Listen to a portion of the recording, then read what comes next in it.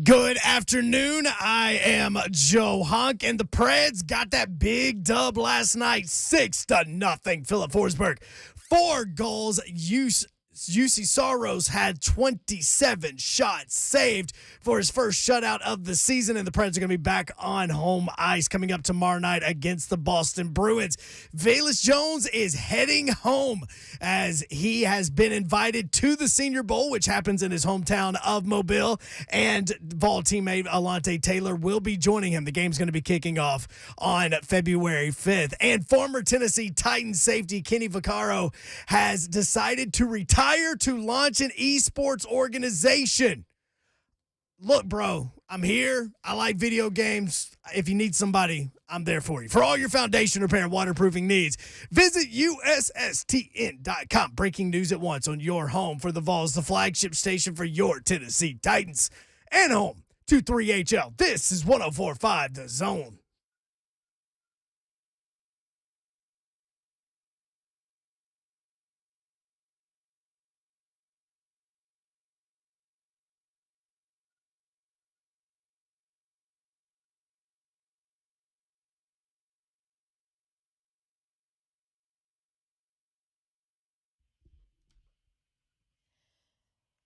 It's Hump Day in Music City. Welcome in Dawn Davenport alongside.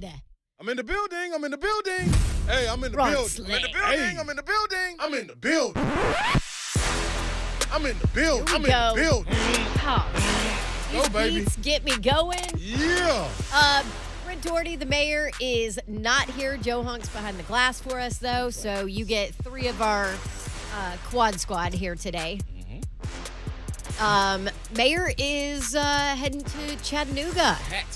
Chattanooga. Yes, because his son is playing in the state tournament. So obviously those state tournament games start tomorrow. Want to say good luck and congratulations to all of our local teams that are actually all of the teams all all across of the the teams. state. I mean, Because a lot of them are kind of local to us, too, though. Yeah. East Nashville's Metro School is still in it. Summit. yep. Page. Yeah. Page Patriots. How about Page? Man. 5A? 56-52 is what they wanted to get to go to the state championship. And we're down. So. Yeah. that's gonna be Nice good. comeback there. CPA and Lipscomb, Yeah. NBA. Is NBA Thursday night. Against Yep. Macaulay, yep. So it's A.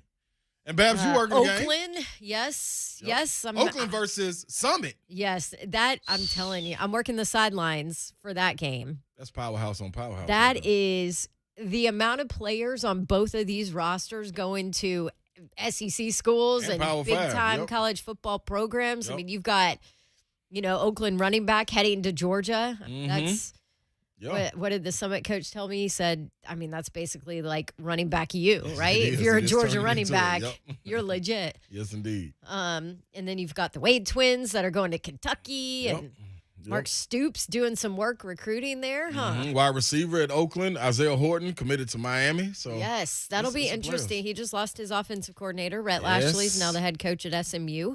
could be interesting. What's going to Yes. happen? A lot of flipping. I'm expecting a lot of flipping. Transfer portal is about to be lit. Yes, it is. It's Isn't a that- party. That's the word. It's lit. It's already It's a lit. party. It's already- It's already lit. I think 800 different players went into the transfer portal yesterday. That is just And now wait a crazy. minute. Now isn't that with like 2,000 already in there? Yes. Yeah, but it was give or take 2,000 because they had gone in at the beginning of this season. There were almost 2,000 total athletes in the transfer portal That's crazy. at the beginning of the season. Because remember when we were at SEC Media Days, we were talking We sure about were. that because here's the deal. There's not enough spots for everybody. Mm-mm. There's not You're enough exactly right. places on teams to transfer to, et cetera, et cetera. Correct. And this is a conversation for a later time, but it is affecting high school kids too. It's affecting recruiting. We talked about how COVID affected a lot of the high school kids and their ability to get scholarships, especially at some of the smaller, universities and all Right. of that. And that certainly affected their ability to be seen and all of that with COVID. But guess what? This transfer portal, all of this, there are college coaches are not giving out as many scholarships as they used to because Right. they have to keep them open to see who ends up in the transfer portal and who can help their team now.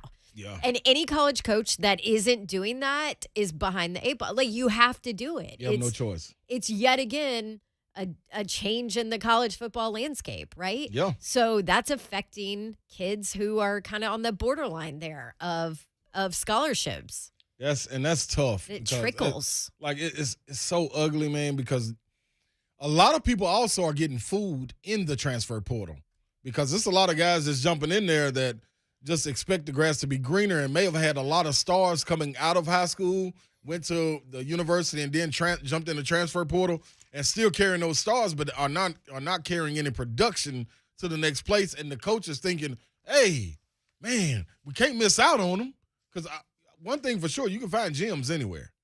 So you got to be you got to be on your game, man. Don't get tricked either, coaches. Like, don't pass up the for sure thing for the what could be thing. If that makes any sense. But is anything a for sure thing? No, though? this is true. Guess what's not a for sure thing? That your coach is going to stay, even if you're a possible college football playoff team. Doesn't matter. It doesn't mean your coach is necessarily going to stay. And who loses in that, Babs? The players. Without question. So here's the deal. We've got a packed show today. We're going to talk a little bit about that. We're going to hit that in our 4 o'clock and 5 o'clock hour too. But just talk about the latest college football playoff rankings. Notre Dame fell to 6. Oklahoma State moves to 5. And there's the talk is, okay, well, that has nothing to do with the fact that Brian Kelly is not the head coach at Notre Dame anymore. But when the committee was asked about it, they did say that could play into coaching changes, and a team not having their head coach that they've had all season could play into decisions that the committee makes in the college football playoff. Mm-hmm. Now, and that's bunk. Every bit of it.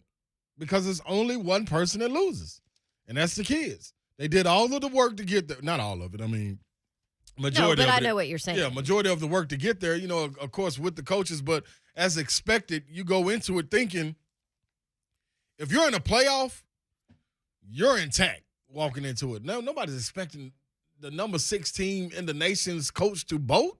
That's the other thing. Like, this is unprecedented territory. On, man. Yeah, yep.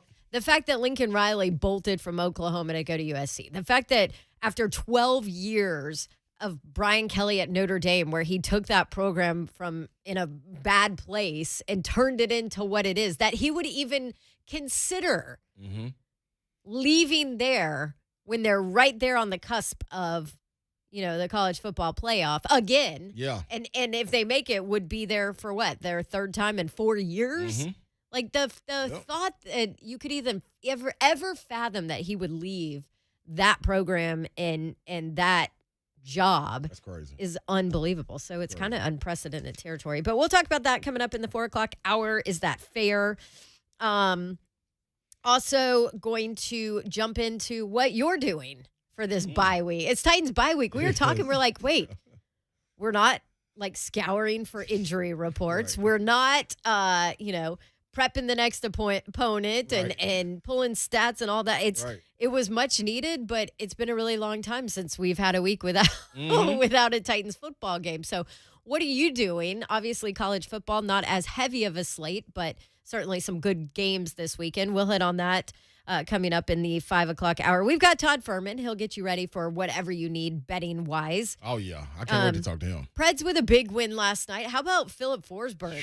Welcome back, bud. Fire! Yes. Fire! Forsberg? You might have won some money on that, right? Yes, I did. Thank you, Preds. Yes. Way to come through for you, boy. We'll check in with Todd Fuhrman. That's at about 4:30 today. Austin Huff, he will provide us his rant at about 3:45, which, by the way, he is about to be a dad. I want to say his wife is due any day now. Can we give the gender? We better not, because I don't know. Does he pull a Carson Wentz? And if he's working, does he just say, hey, you got to have it without me? I'll be there. Okay, but that was the third child. Carson had already had a couple, right? so it's a little different. He better be there. There ain't no way you can do that with the first. I didn't miss. I was going to ask you, when Yeah. was Lil Ron born? So he was born. He was born. He was born. He was born. That's that country That accent is. creeping in. So I try to put it out every time I can. I try to keep it out. But he was born in in the heart of the preseason for me playing overseas. So I put it in. I didn't put it in my contract, but I had a conversation with the coach before I left and went over. It was like, hey, man, my son's supposed to be born in October. Dog, I know we getting cranked up and it's going to be going, but listen, either y'all can get me over there now and I can use one of my flights to come back home, or I can just wait till he's born and then I'll come after. Good thing is I had a good relationship with this coach. You know what I'm saying? And he let me go on to stay. And then, but as soon as So what did you do? Did you stay home until he was born? And stayed home, and I had to leave a day after. But I mind you though, you had to leave a day after he was born. Yep. But remember, I always told you I went overseas out of shape. Yes. So that was the thing. He was, and this is a coach I had before. He knows I'm coming over 25 pounds heavy. Oh, geez. Y'all just better get it up off of me. Was he like, listen, bud, you better come back? That's his whole thing. That was the sale. That was the sale. He was like, man, you gotta come in some shape, man. You have to. I was like, all right, I'll be about 50%. So I went over about 15 pounds heavier. Instead of 25. Instead of 25. Oh, gosh. Which is cool. But, man, I thank him. Stefano Pilastrini, my coach, man. Coach Pila, that's my guy. So, yeah. So you did not miss the birth. There you go. No, man, I was there. Woo, you can't miss the first one. No. You can't. Like, it's no way. The poor third child. I was singing the song good. and everything when he was coming out. I was telling her, you got to push. You got to push it till you get it right. Push. Oh, my gosh.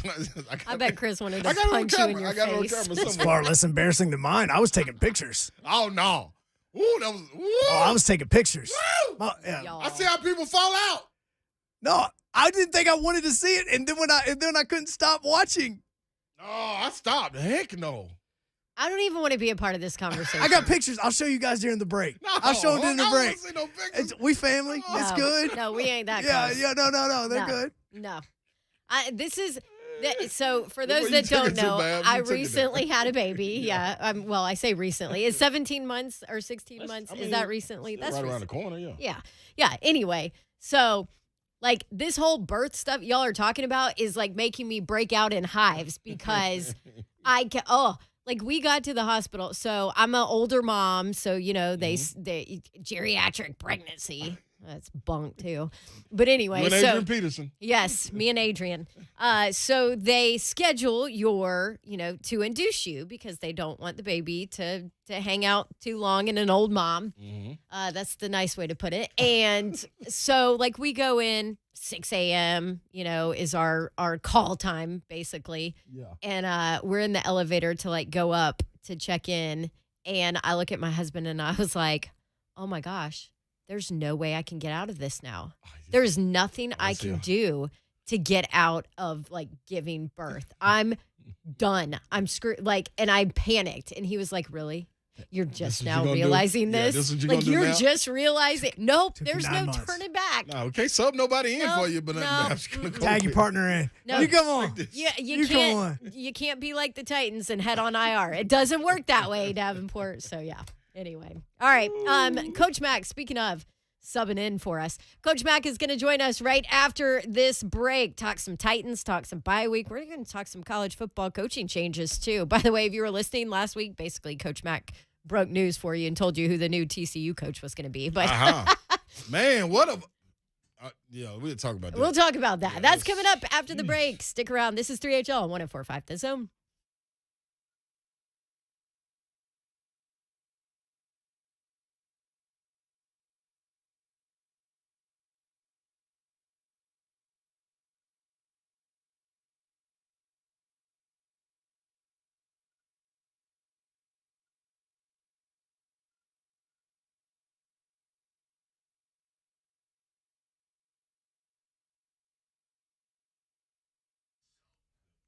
I love that guy, Coach Mack. Hey, he's about to jump on with us too, so stick around.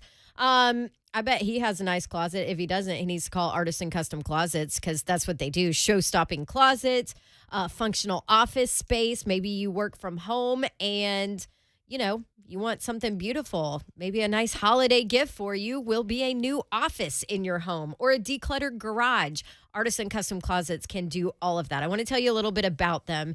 Here's their deal. Lisa Carlquist is the owner of Artisan Custom Closets. Started it in Marietta, Georgia, brought it here to Nashville, Tennessee about 2 years ago. Locally owned, and everything is manufactured in the USA right out of Marietta, Georgia. Before I started talking about them, I decided I wanted to use them to see how they do business. And I can tell you customer service is their highest goal, and they nail it. I had my garage done. It's beautiful. Danielle, my design consultant, came over. She personalized the space to fit my needs and my budget, which was very important to my husband, not me. But gave me the 3D plans and laid out my options and costs, and it was amazing, beautiful, perfect. Artisan Custom Closets can help you out. And right now, tell them Dawn sent you 10% off your project. 615-800-2199 is the number. ArtisanCustomClosets.com. Say goodbye to clutter. Get your free in-home consultation today at 615-800-2199.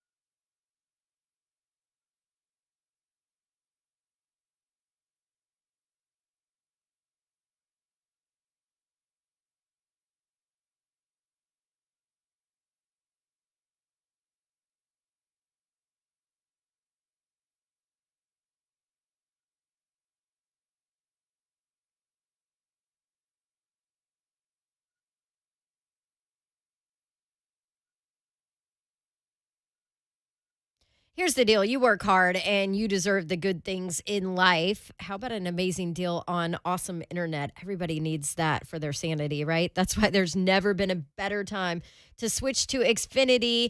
Get the fast and reliable internet that you deserve for $20 a month for 12 months with a 1-year contract. Can't beat that. Also, you can ask how to get 12 times the internet speed for the same price when you add Xfinity Mobile.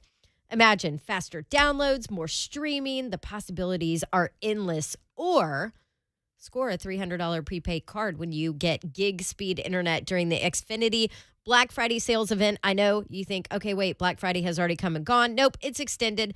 That means powering a house full of devices when everyone is home this holiday season. Don't wait. Sign up now. You deserve awesome internet. Xfinity.com. Call 1-800-XFINITY, or you can visit a store today. It does require paperless billing and auto pay. Ends 12/6/21. Restrictions apply. New Connect Internet. 50 Mbps customers only. Equipment taxes and fees extra subject to change after term. Regular rates apply.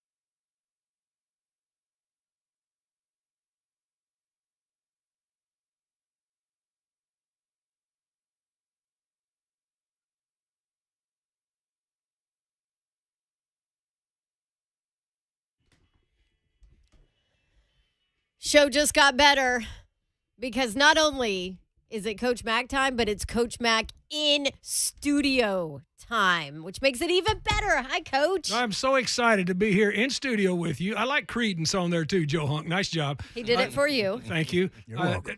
I'm so excited to be in here with you. I just got through recording Coach to Coach with Doug Matthews. He had to do it today instead of Thursday because his grandson's playing in the state championship game down in Chattanooga. There you so go. We did that today, and then it timed out perfectly. I said, let's do it at 2 o'clock so I can go in there with Dawn and Ron in person. I'm so happy to be here. We are happy you are here. What'd y'all talk about on Coach to Coach with waiting for bowl schedules and all of that? Tennessee obviously off. We talked. I didn't mean to interrupt you, but I did. We're going to talk about. We talked about last week. We always do lessons on the games. When they play it. So we talked about all the lessons, both offense, defense, plus minuses, with Vandy and Tennessee, and then we went through rivalry weekend. We diagnosed and broke down all of those games, and then we had a little bit of a look ahead. We talked about the coaching changes, which is a big deal, clearly in what's going on in the landscape of collegiate football. And this really, Dawn and Ron, this will affect NFL salaries too. This will affect NFL salaries. This absolutely will, because like this Brian Kelly LSU contract, you think is going to not only that one, but the rest of them. You realize that Nick Saban has in his contract escalators depending on the top 5 in the country. Yeah. And he's at $9 million a year. Yeah, right well, now. It's going up, and so all of this will affect everything that's going on salary wise for coaches. In all of football, it really will until it reaches a saturation point. And with the new television deal that's coming in, once these conferences are realigned, the saturation point is not going to be reached for quite a while. Wow. I mean, wow. like Brian Kelly talking about the fairy godmother coming out with what? $250 million. Right. What he said. Well, he ain't far off. No, he's not. And look, let's talk about Brian Kelly just for a squint it here. That's less than a minute, longer than a second. Squint it. Let's talk. Write that one down right there, Coach. That's West Texas there. Yeah, I'll be there and I'll squint it. Brian Kelly had just about reached a tipping point at Notre Dame. As far as, he's been to the playoffs. Can I win a national championship? Can I get the type of players in there on a consistent basis that I need to do it? I'm not in a conference. This came at a perfect time for him. Yeah. So, everybody has the angst about, you're abandoning the kids. And you know what? At one time, that was a valid argument. Guess what? Kids can leave now, too. Yeah. Whenever they want to. So, yeah. So coaches aren't allowed to complain about it anymore. They have free reign as well. So it goes both ways. It does. How murky does that water get now, though, when it comes on the recruiting trail? Because I thought when I was coming up now, this was prehistoric times, and we're going to get to Titans talk, but now, at that time, coaches could sell you a castle in the sky. You know what I'm saying? And once you go and you sign that dotted line, you kind of stuck with it. Stuck with the university and hopefully the coach that you signed with. Right. Now you go into it like, what do you sell as a coach? What do you sell? The development of a player? Like, what? I don't know. What do you sell? Well, here's what you University? sell. You sell that you're staying. And you sell that you're, just like Josh Heupel. Josh Heupel's name's come up because of the Oklahoma thing. Right. Well, this to me is a huge recruiting boon for him in this. He says, no, I'm not, and he can sell that. Yeah. Look, I've started something here. This is where I'm going to be. When I signed my scholarship coming out of high school, which was before you did, you signed for 4 years. Yeah. I had 4 years. Now, it was cool because you had a 4-year guaranteed full ride. Yep. I signed it, with my mother at my kitchen table. 4 years full ride to Texas Christian University. Everything paid for. Yeah. All right. Now you start signing 1-year scholarships. Now you can leave. The landscape has changed, but you've got to change and adapt with the landscape. Speaking of, I can't wait to get in that conversation a little later too. Yeah. I might call you on the phone for that. We'll hit that in the 5 o'clock hour. Speaking of coaching changes, you basically told us, broke the news last week. Dawn, can I say this? First of all, I'm always way in on always helping you, whatever. I knew you were going down there to do the game. I wanted to give you the chance to break it. Now, I knew professionally you couldn't, but I could. And so I did. Yes. And so I knew Sonny because likes to tease I'm dialed into the frogs just a little bit. And so I absolutely knew what was going on.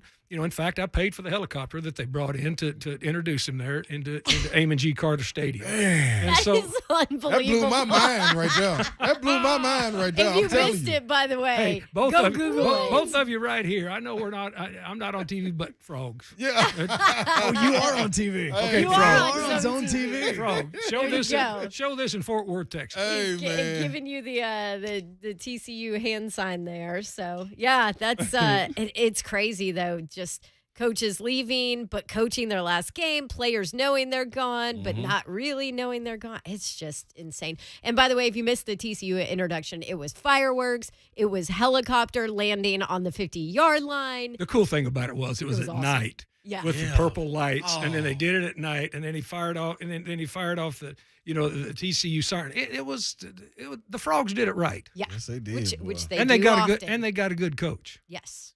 Mm. It'll be, and I can't wait for that SMU game next year. I'm not going to Oh, line because yeah. there's going to be a lot of hate there. I'm There sold. already is. Yeah. Yeah. I mean, There there was when I was playing. We used to play them every year when we played Amon G. Carter. Of course, when we played at home, and when we played them, we played in the Cotton Bowl. Yeah. I mean, and That's like old school. Yeah. Yeah.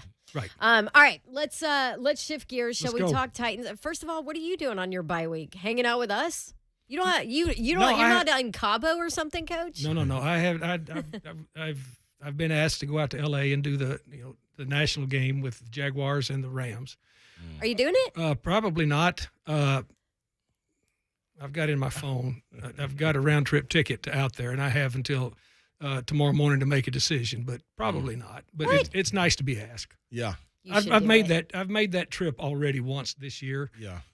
And regardless of how you fly out there, which they're being very generous with me, but it's 4.5 out, 4.5 back. Any way you want to cut it, Coach It's Mack. 4.5 out, Any way you 4.5 wanna back, cut it. and I would like to do it, because first of all, I like Sports USA, I like Larry Kahn, he's great, but also, I'd like to get a firsthand look at the Jacksonville team, Right. But before we That's play who them. the But, Titans play. but I'm weighing that. But other than that, no. I've had obligations here that I have to get done. I got one more after we do this. Yeah.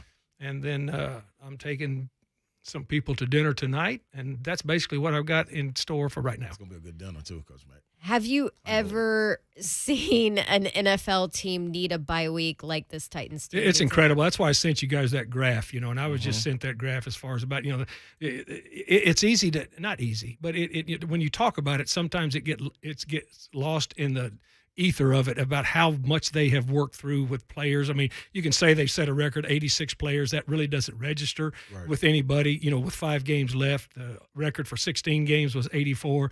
But when you start looking at a graph compared to everybody else in the league, they've only had 13 players play every game. Yeah. And that is so far behind everybody. And the fact that they've been able to still stay ahead of the pack at 8-4. Now, it's going to be a 5-week season now, guys, after this bye week. Yeah. You've got to get some of your dudes back. That's just what has to happen. You have to get some of your dudes back. Now, regardless of who you're playing with, and let's put this out there because I'm always honest on air, and I'll be honest here. And Mike Vrabel's honest with his team. Regardless of who you have playing, you can't turn the ball over. Right. You can't turn it over because it gives you no chance. In the National Football League, as tight as things are, and then when you're up against a tipping point roster wise, you can't do that. So you still got to be able to play smart football. I thought they had a great plan going into New England, running the ball like they did, and they wanted to take it. Look, both of those running backs, the highest amount of yardage either one of those running backs had run for us in their careers to that point was 35 yards a game. Oh my God. 35 yards a game. And so they had a really a good game plan. A really good game plan. They were Make taking Mac it Jones beat you. Yes, basically. and Run the ball, but make take the it young into guy. the fourth quarter, Yeah. and then be able to chew clock, and then two things that betrayed them: turnovers, and then you got to score touchdowns when you get in the red zone. Against New England, you have to score touchdowns when you get into the red zone, and Especially there. especially there, and that's a good point, Ron. But anyway, that's gone now. You've got to look ahead. You need to get some of your dudes back, and now you're into a 5-week season. So the stat that Coach Mack is talking about, by the way, we're looking at the graph. We'll put it out. I'm not sure if Anthony Reinhard was the one who put this out originally, but the Titans have had only 13 different players suit up for each of their 12 games this season. And here's where it gets you. That's 5 fewer players than any other team Kansas City, Cincinnati, Buffalo, LA, Miami have all had 30 or more players who have been active in all of their games. Think about that. I mean, 30. think about that. And when you start talking about the National Football League, there's a finite number of players that can play in the National Football League. Yeah. We all know that. Right. And so if you're originally on a National Football League team to start with, you are the best. Yeah. And so as it goes down the line and you start digging deeper and deeper into what you have to do, what John Robinson and his group have had to do and the coaches have had to do, new players. If we did not have this new system as far as being able to elevate 16 off of the practice squad and not expose them to waivers once they were, there was no way that you could have kept up with this type of attrition, this year. And it's getting it's just honesty. That's hard to do. But at the end of the day, guys, it's professional football, and you have to do what? Win. You got to W-I-N. And so, as I say, they're going into a 5-game stretch that is a series of 5 one-week seasons. They've got to get it done. And, Coach Mack, if we dive into it deeper, which we will just a little bit, but later on in the show, me and Dawn will get into it more. But what you hear, the guys missing, like people may look at it and say, man, okay, this guy's missing, but who are the guys? Looking at it, it's guys like David Long, who's played 8 games. That's your leading tackler. Your fourth leading tackler, Jayon Brown, who's played 7 games. That's it. We just got him back. A.J. Brown is your leading receiver. Played 10 games. You're missing him. Julio Jones is your second leading receiver. 6 games. Like, he's only played 6 games. So when you talk about coming back out of this bye week and getting your dudes back, that really means something. Like, you can get out there and, like you said, this next guy up, you can patch it up. But at some point, especially at this point in the season, the war of attrition kicks in, and you got to be able to go out there and compete with the guys that you know can go out there and deliver. No, absolutely. Not a knock to anybody else, but no. I mean, it's no disrespect to who's playing. They're doing everything they can, but I mean, it reached a tipping point, right? Numbers wise, and you still have got to make it work. And that's why I say, I get to watch them practice every day. I saw the plan that they had going in New England, and it was exactly the right one. But you cannot factor in, and you shouldn't factor in the turnovers because that can happen. Turnovers are what happened to an offense because you've got the ball and you're turning it over to the defense. Takeaways are what happened on defense. They took the ball away from us. They punched two footballs out, and then they got a tip in the end zone, for the other one. The fourth one didn't matter. It was game, set, match by the time the fourth one came on. Right. The 5, the previous week against Houston really hurt. I mean, those are big numbers. Those are huge. Those are huge numbers to those would be huge numbers to overcome if you had everybody playing. Yeah. Right. But what has the Titans offense been missing since the dudes have been gone? It's the downfield explosive plays. Yeah. Because you've got to have explosive plays in the National Football League because it's just hard with 12 possessions, no matter how many you have. We all watch it. Everybody watches. All our listeners watch TV. They watch the NFL. You've got to have explosive plays sometime because defenses are too talented, regardless of whether you're the number 1 ranked defense or the number 32nd, to make sustained 75, 80-yard drives for 12 possessions. You need explosive plays. Well, when you lose your dudes, you lose your explosive plays, and we had a huge advantage when Derrick Henry was a running back because you not only had most explosive plays come through the air, right? But we had a dude that could go explosive, handing it to him. Yeah. You're missing all of that now. Yeah. So all of that being said, those are just the facts. And here's another fact. You got to win a game. Yeah. The next game you have to win. And so that's just it. And that's the way Mike Vrabel's looking at it. That's the way this football team's looking at it. And that's just the honesty of it. Okay. So we talk about missing the dudes and all that, and we'll get into the back half of the schedule here in a second. But you talk about the effect that has on Ryan Tannehill because his comfort blankets, his, who he has chemistry with, rhythm, all of that, it's gone, right? But with what you have seen out of Ryan Tannehill the last couple weeks, because this is a popular discussion on our show, I say those around him has affected him, right? That's where he maybe looks like he is a little uncertain or makes bad decisions because that chemistry's gone, that trust in his receivers, they're all gone. But what have you seen from what he's done and the struggles that he's had lately as opposed to what we saw kind of beginning, middle of the season, Ryan Tannehill? Dawn, I think it's legitimate. I think it's a combination of both. Okay. First, it's a combination of both. You can break down each turnover, and we're talking about interceptions when we're talking about a quarterback. Right. he's had a couple slapped out of his hands when when the rush has got to him. When they come from Which behind. Which has happened. Which is that, and that part too. That might be people not separating quick enough downfield and having to hold on to it a tick longer. The offensive lineman having to block a tick longer, or the cylinder collapsing either from interiorly or exteriorly on him. But to me, the thing, when you look at it, each one of them is separate and different, but they all have those elements in it. Some of it has an element of the timing is not there. Some of it have an element in not quite reading the same thing with the defense as to where the ball's thrown and to where the receiver is. Some of it are bad. Some of it, I think, especially in the Houston game, some of it was pressing at the end, trying to make something happen. And when you start pressing it, trying to make something happen, well then, and here's the other thing too, and a lot of times, all of those things have a proclivity to manifest themselves more and more. The more you start trying to double up to catch up. Does that make sense? Yeah. It's just like kind of sitting at that blackjack table and you lose a few and you say, you know what, I'll just double this bet right because I'll win this one, or I'll just triple this bet and win this one. To bite you. And it does. And so anyway, I think all of them, and Ryan Tannehill has stepped up to the podium every time and said, it's all on me. Mm-hmm. Right. Because that's what you do as the leader. But the truth of the matter is it's not all on him, but it still affects everybody, and everybody has a hand in it. Right. What you got to do is get it eliminated. Now, the turnovers with the running backs, that's just ball security. That is ball security, which they work on every day. I watch practice every day. And so, as I say, and the quarterbacks are always going to get, what have I been doing this, 35 years for me in this league? Quarterback always gets all of the praise and all of the money when things are going right, and when things go wrong, gets all of everything dumped on him. But that's just the life you live. It's like being a head coach. Yeah. When everything's good, you spread the wealth to everybody. Yeah. When things are bad, you take it all on yourself. That's just the world you live in. And we got a break. We got to get out of here, Coach Mack. But I just want to know, what do you tell your players as a coach right now about this bye week?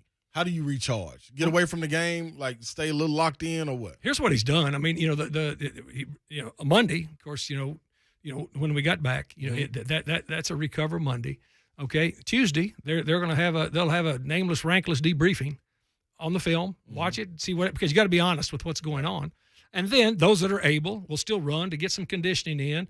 The others will continue to rehab to try to get better. Wednesday you do the same thing. All right, and then Thursday, Friday, Saturday, and Sunday, you're gone. Okay. For the players. I mean, they're gone. They need to be out of there. And the coaches, too. Look, this has been a long stretch. Yeah. It's been a very long stretch, and they need to refresh, because when you come back, you understand what's on the line.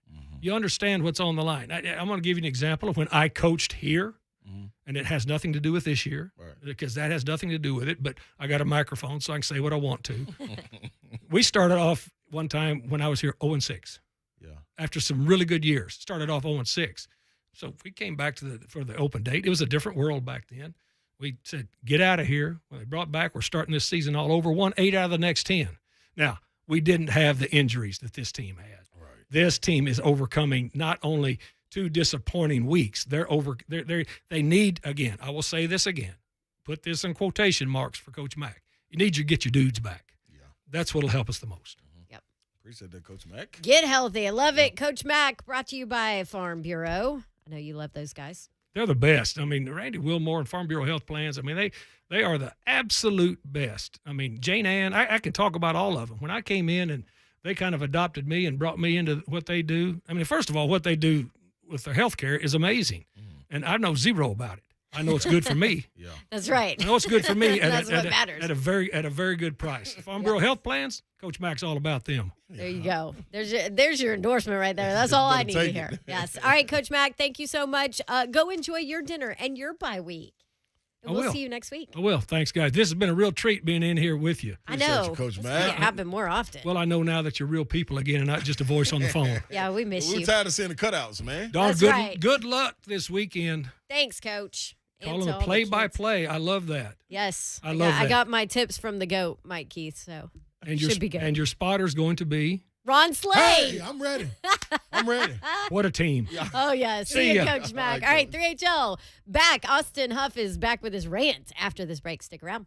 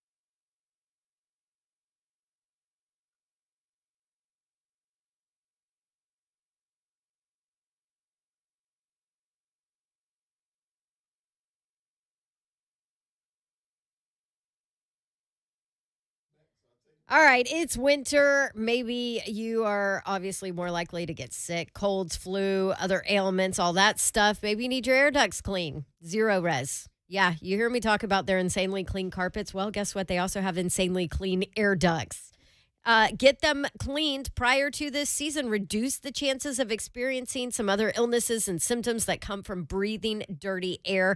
Air duct cleaning, purification, that's how you can get ahead of the game. And right now, Zero Res is offering $50 off of air duct cleaning to help you out. They are also offering 3 rooms of carpet cleaned plus a free hallway for $119. Restrictions may apply to those deals, but give them a call. Zero Res can help you out. 615-535-9376. Again, that's Zero Res at 615-535-9376. Get insanely clean carpets and insanely clean air ducts. You can book online at zeroresnashville.com.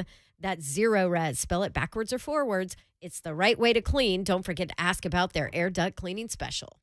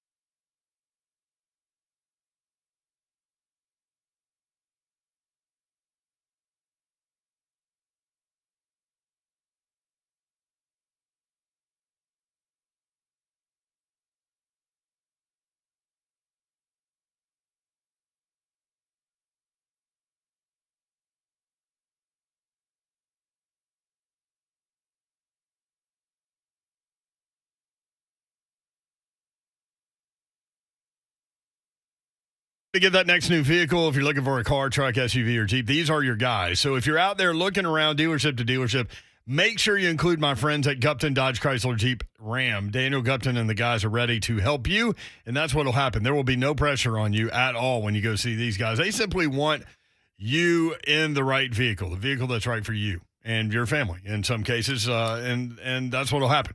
Go take your test drive, ask your questions. They'll have your answers. You'll go inside. They'll help make the numbers work. It'll be that easy. I've bought multiple vehicles from these guys. They're awesome people. You're going to love them at Gupton Dodge Chrysler Jeep Ram. 3450 Tom Austin Highway in beautiful Springfield, Tennessee. Take 24 West, exit 35, and it's a straight shot. 30 minutes from downtown Nashville. Check them out online. GuptonMotors.com is the website. The entire inventory is there. All of the dealership information is there as well. GuptonMotors.com.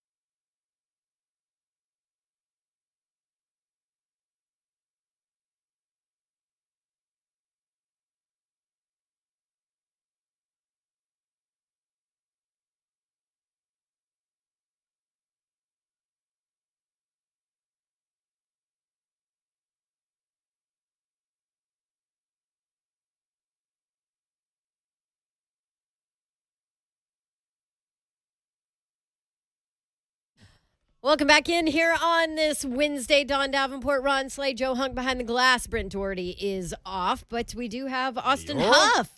Austin Huff with, it's going to be a dad any day now. Yeah, Huff. I almost gave away the gender, too. But I told him he's not allowed to say that.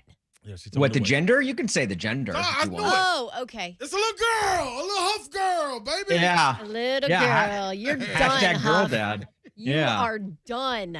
At Corked Bats, by the way, is Austin Huff. Yeah, are you ready for this? Not in the least bit. No. At what age should they start dating? Because that's the one I'm like, really wrong. Listen, I'm licensed, Huff. Just call me, man. Let me make sure Oh I'm my at the door. gosh. I'm at the door, dog. Huff, I'm going to let you know my son's 3. He says that he's got himself a girlfriend at school right now. Oh, So yeah. Jeez. It gets younger and younger. Yeah. I feel like at my age, we weren't dating until we were at least 4. Maybe that was just you, Huff. Yeah, he's out here running rampant. Yes. Yeah, Hey, so we know, like, you're obviously you're a big Titans guy. Like, where are you on where this? I know it's the bye week, but where are you mentally with this team? My goodness. Oh, jeez. How much time do you got? I know, right? I promised myself I wouldn't cry. But I would be remiss if I didn't start off by saying, hey, happy first day of December. Oh, nice. Himber. Yeah. Okay. Yeah. Himber. But rest in- unfortunately, he ain't gonna rest be in back peace, in Derek. December. Yeah. Yeah, Oh my gosh, he won't. he's on IR. He's not dead. No, he's not dead. I just want him to rest peacefully. That's Yes, all. That's all yes. I want. But no, this is a tough month. I hope he gets back. I hope he comes back this month. That would be awesome and a fitting end to the year. But guys, if you remember a few weeks ago, I came on this very radio show and I talked about how the Titans were changing the narrative. No longer could teams say, oh, injuries are the problem. The injuries are why we're not good, because the Titans were proving that wrong. They not only surpassed the 2020 49ers and the 2019 Dolphins as the most injured team in the history of football in week 12. That's not hyperbole at all. Like they legitimately surpassed those two teams to claim that feat, but they were doing so while winning. And well, since that take, the Titans are 0-2. So I'm here to say I take it all back. All right. Father Time is undefeated, but his brother, Uncle Injury, has a pretty good record as well. All right. Every time I swipe open my phone, it seems like the Titans are facing another injury. Let me read you some names of guys who are currently on IR. David Long Jr., Greg Maben, Rashawn Evans, Taylor Tart, Ola Adaney, Nate Davis, Jeremy McDickles, and my pride. You can't forget Julio Jones, Dane Cruikshank, Chris Jackson, and my ego. What about A.J. Brown, Bud Dupree, Monty Rice, and all of my hope and joy? Oh, and there's Marcus Johnson, Darrington Evans, Rashad Weaver, Cam Batson, Caleb Farley, and every ounce of optimism I have. And of course, Cork Bats pride and joy, Derek Lamar Henry Jr. And then just this week, we learned Jack Rabin Jenkins is injured. Hey, welcome to the club, man. Which that injury really sucks, because it's like, who's going to miss all those tackles now? No, you shut up. All right. Look, I said a couple of weeks ago, if the Predators coined the term Smashville, the Titans need to coin the term Mashville. All right. I guarantee you St. Thomas Medical Center doesn't currently have as many injured people as the Titans roster does right now. Mr. Glass from Unbreakable thinks the Titans are fragile. Like, the Titans injury report every week is a damn CVS receipt. Most college graduations don't have a list of names that long. You could read through all 7 Harry Potter books before getting through that injury report. It's only a matter of time before Schefter reports T-Rack is out for this season too. I saw a graph yesterday, guys, that showed all 32 NFL teams, and it measured the number of players from every team that have been active for every game in 2021 so far.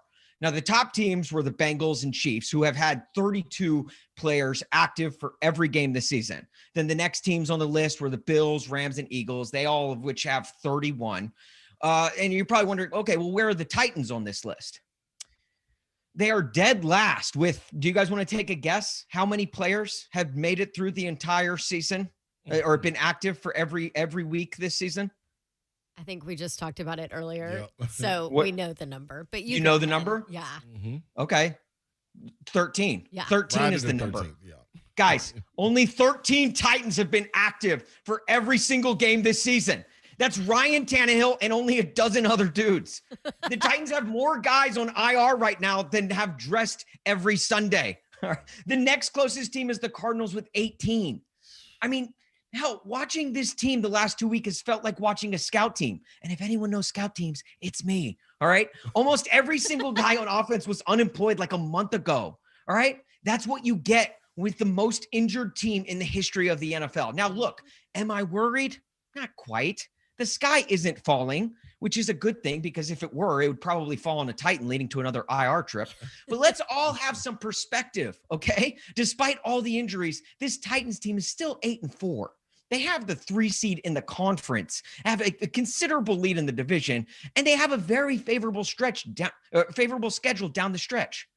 But there's no use crying injury because no one cares about the Titans' injuries. Right. Injuries in the NFL are like the Spotify year in review posts you see this time of year. People will post it, but no one cares as much as you do, okay? So there's no use crying that the Titans are injured. I believe the late Floyd Reese used to say it best, just get us to the playoffs because there anything can happen. And for the Titans, by then it should be like the final scene of every Power Rangers episode. All of the players will return from injury and form together to create one giant Megazord. And then they'll also have Derrick Henry, who's also a Megazord. But again, look, Father Time is undefeated, okay? But Uncle Injury also has a pretty damn good record. If Father Time is winning the Super Bowl every year, and he is because Father Time is Tom Brady, then his brother, Uncle Injury, is at very least the Packers. Like, he may not be undefeated, but he'll lose in the NFC Championship every year. All right. So I'd like to publicly apologize. Here, I thought the Titans were better than injuries, but that's like thinking you're more powerful than the sun, the bleeping sun. Okay. Uncle Injuries, allow me to apologize on behalf of all of Titans Nation. Allow me just to say we respect you. Okay. This whole time I thought the Titans were cockroaches. You could not kill them. But this past 2 weeks proved there's one bug who can, and that's the injury bug. And damn it, do we need some raid. Oh, yes. Austin Huff. Just get us to the playoff. Just get us there, please. Good stuff. Austin, hey, good luck. If we Thank you. Just in case it happens before your next visit with us. Good luck to you. Are you ready? Have you prepped mentally for a new baby? No, I just plan on once this baby comes, I'm going to put myself on IR. That's probably. Are you going to watch? Gosh, no. I've seen enough of those like birthing videos and birthing classes to where, no, I'm done watching. No, thank you. Well, I'd rather watch this Titans injured offense right now. Yes, you'd rather watch the practice squad try and play offense. Right. All right. Thanks, Austin. Well, we are thinking of you and happy for you and your wife, and good luck to you guys. Thank you, guys. All appreciate right. Austin Huff at Corked Bats. You can find him on Twitter, on Instagram. I think it's at Corked Bats too because they got booted. So there you go. We will be back for the 4:00 hour here on 3HL coming up right after this. Stick around.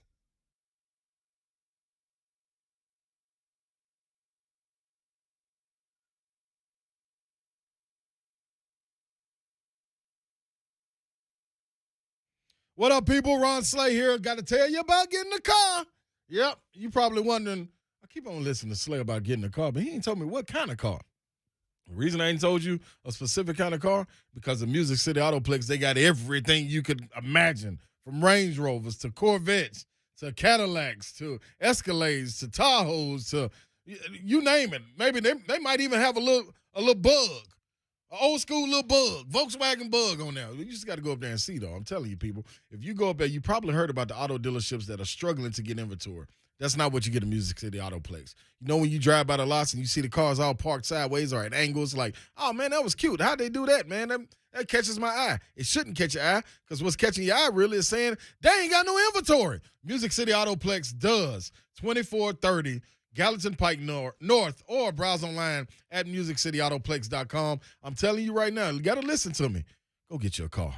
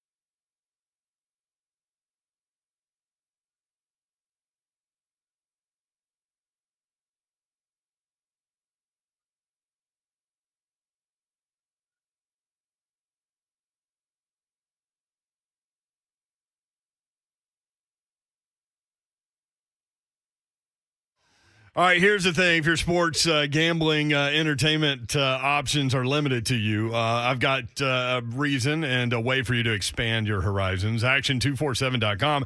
That is the local legal sports book in the state of Tennessee, the only one in the state of Tennessee. And even if you are clearing through somebody else, make sure you get signed up with these guys, see what they're about.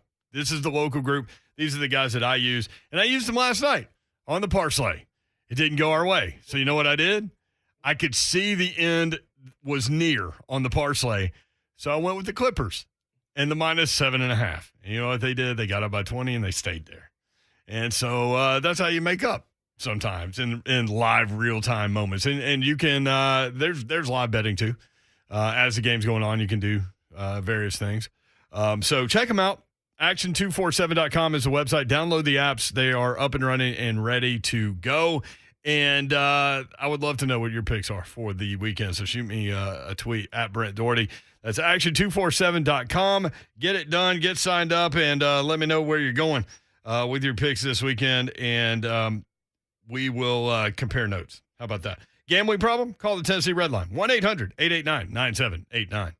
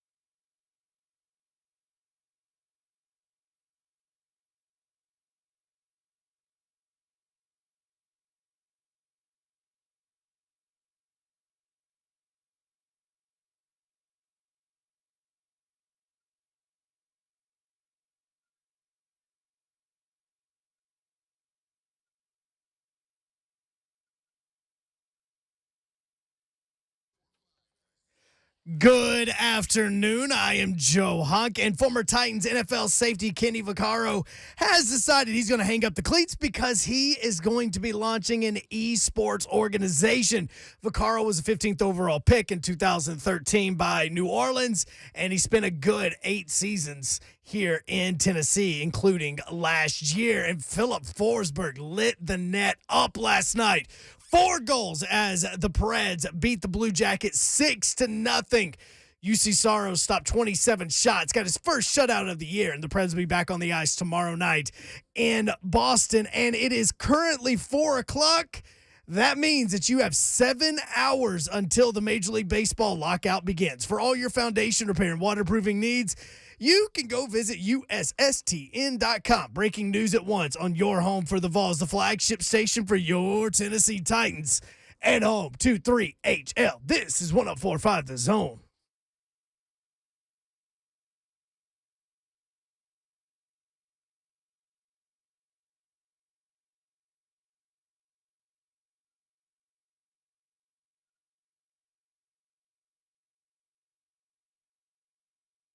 Welcome in, 3HL on 104.5 The Zone. Happy Wednesday to you.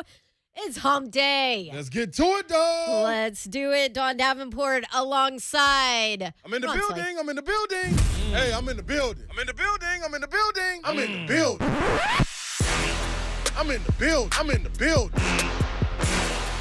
And you know what? He's in the building without his license. I know, man. Like, and the craziest thing, like, Babs, like, one thing, I'm going to tell you this. One thing I don't do, I don't lose things. And I hold on to things forever.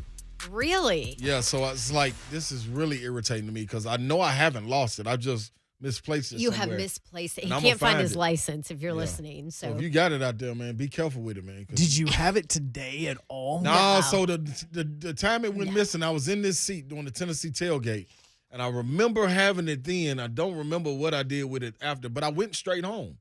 I'm going to Play in call. your car. Think it's going to be the people from 6 to 10 a.m. on 104.5 The Zone. Ooh. You think they got the license? I'm going to think. I'm going to go with Ooh. somebody's being savage to you. Is all I'm saying. Ooh. That's a guess. Have Just you a asked guess. Savagery. I haven't asked my boy. I mean, every time. Can I just say this? What? I caught him in the. Well, I Caught him guess in the act? right after the act of when I was coming to meet you guys and Ryan Kelly. Yeah.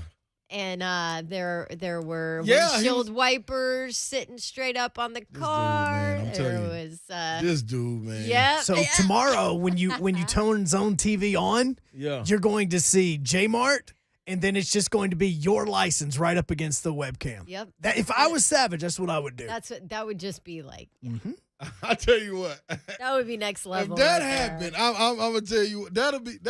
I have to give him more. I'll give him applause for that. That'll be pretty cool. That'll be pretty dope because that would be something I would do. And You would do that. Yeah, that's. I like it where they got the thinking from. Hey, guess what? If you gave him applause, that would be way more than the Notre Dame football players gave their coach after his speech. Is true. Oh Babs. my goodness. Mhm. So Brian Kelly, we talked about the text message he sent out, the 7 a.m. meeting, players be there. So he could talk to, I wish I could have done this in person. What? My love for you is limitless, blah, blah, blah, blah, blah, blah, blah. And Bye-bye. so, of course, Barstool Sports got a hold of the audio. One of the players recorded it and sent it to them.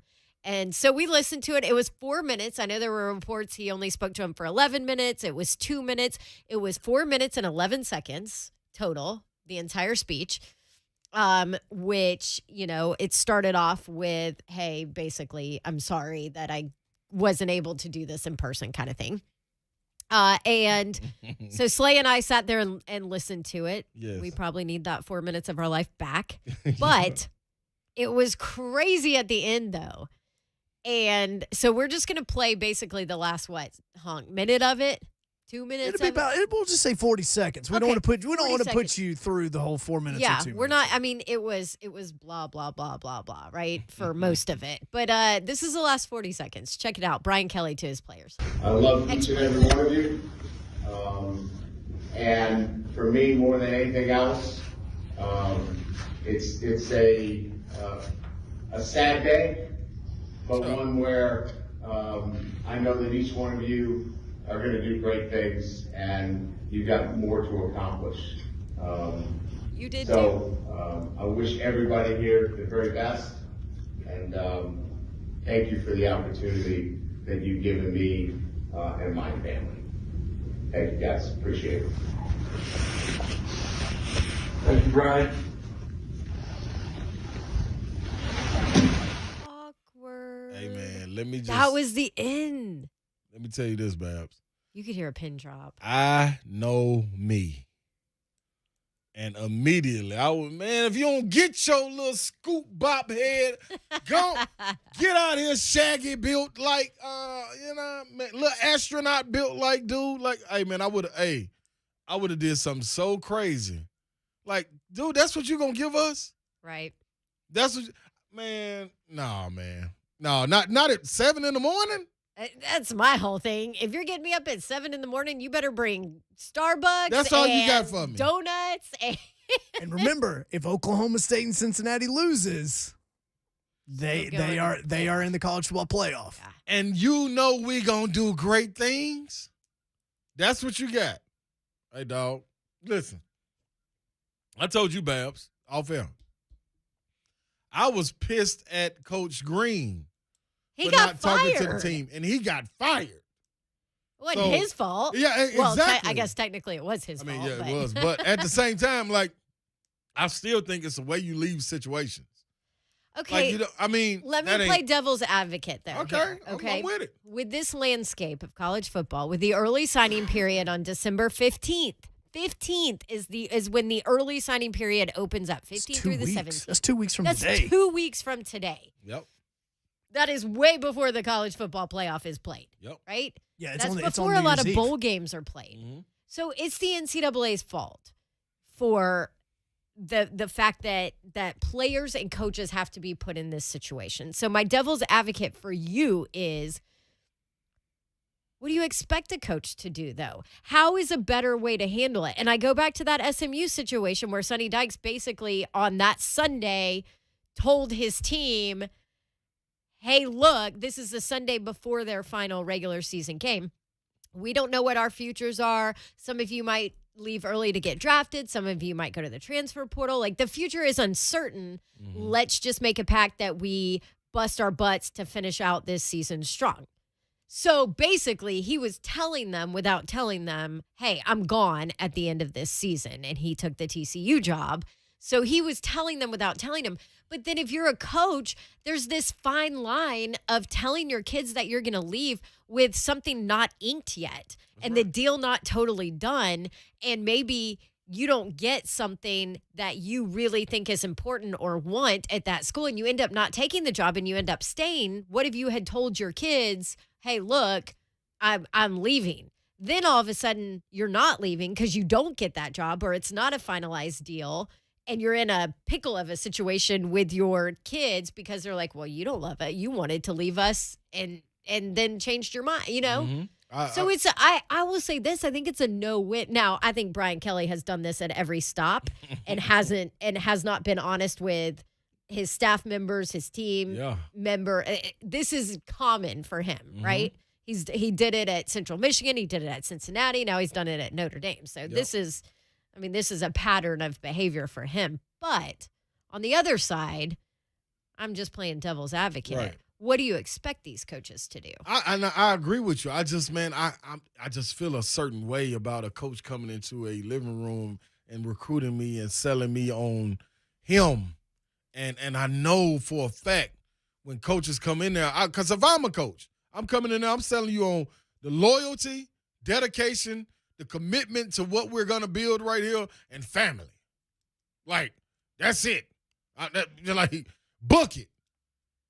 And for you to boat on me the next, I can't. It's just, and I know, man. I know, like, at this point, now you got a situation where they're trying to even they ain't even really trying to even the playing field, but now you got guys that can sit out bowl games, do all this, and get in the transfer portal. And leave whenever. Right, but leading up to this point, coaches been doing this.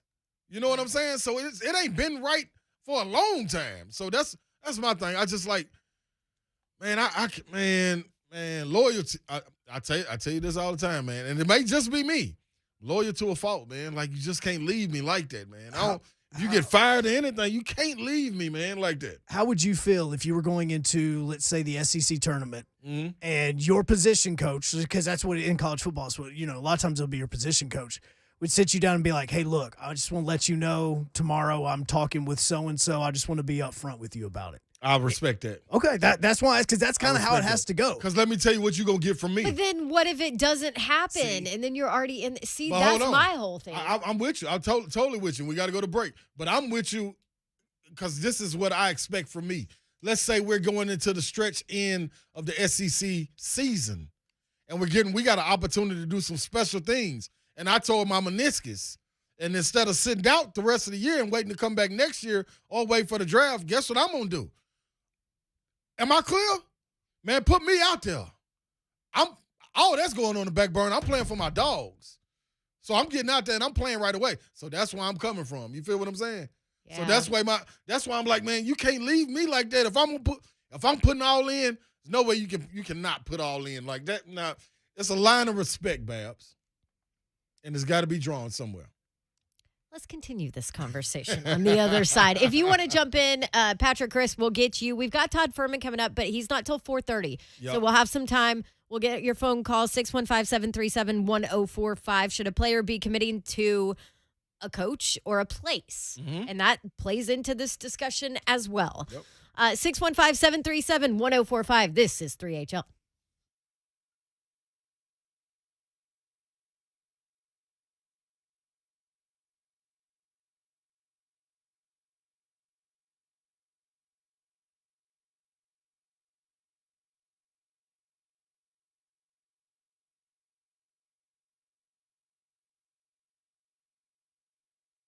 Maybe you're trying to knock off some money on your house payment per month. Now's a great time to do it. And also, maybe you want to start a home improvement project. I actually just started one at my house.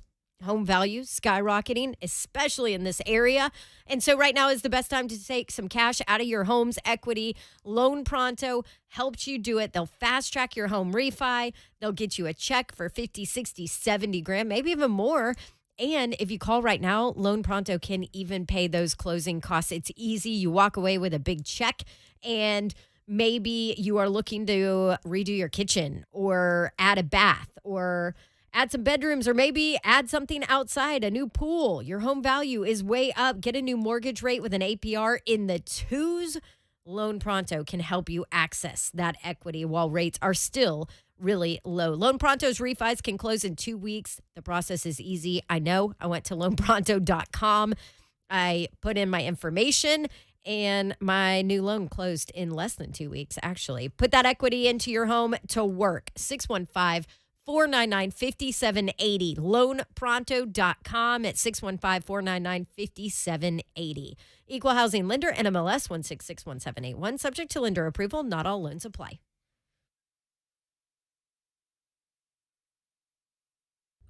You guys, we are so excited. 3HL has a new title sponsor. Yeah, and I don't know if you know who the most interesting man in the world is. It's this guy right here. This man is Ryan Kelly, the home loan expert. You guys are all pretty interesting too, and you've had a heck of a career, sir. So I won't take the claim as most interesting man in the world, but I am the fastest in the mortgage business, guaranteed. I can close loans in 14 days or less. All right, here's the thing. If your sports gambling entertainment options are limited to you, I've got reason and a way for you to expand your horizons. Action247.com. That is the local legal sports book in the state of Tennessee. The only one in the state of Tennessee. And even if you are clearly somebody else, make sure you get signed up with these guys. See what they're about. This is the local group. These are the guys that I use. And I used them last night on the parlay. It didn't go our way. So you know what I did? I could see the end was near on the parlay. So I went with the Clippers in the minus 7.5. You know what they did? They got up by 20 and they stayed there. And so that's how you make up sometimes in live real-time moments. And you can there's live betting too. As the game's going on, you can do various things.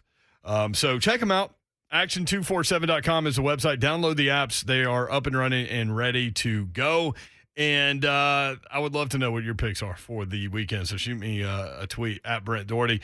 That's action247.com. Get it done. Get signed up and let me know where you're going with your picks this weekend. And we will compare notes. How about that?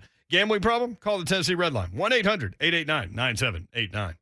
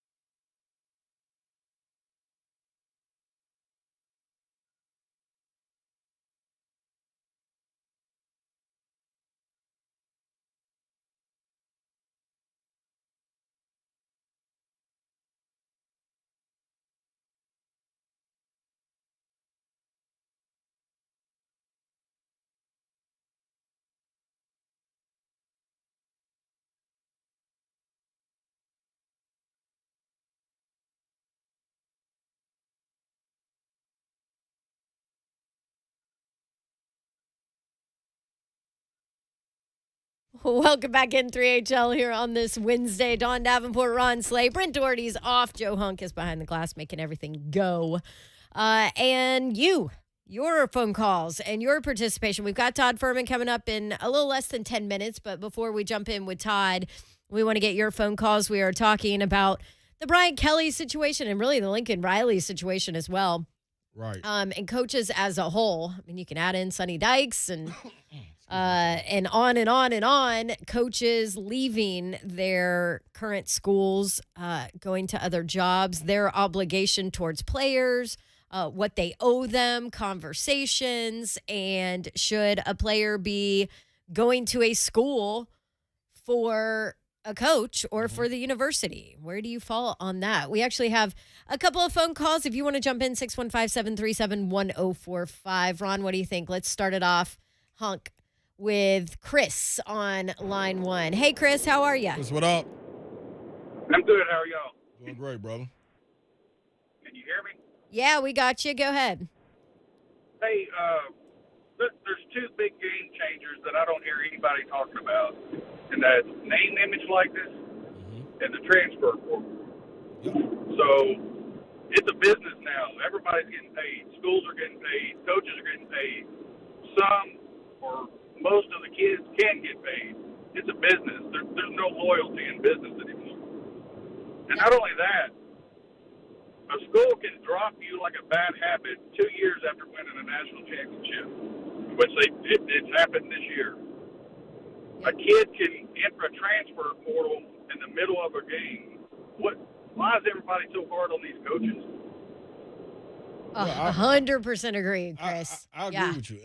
And he's right on the business part. Yep, it is.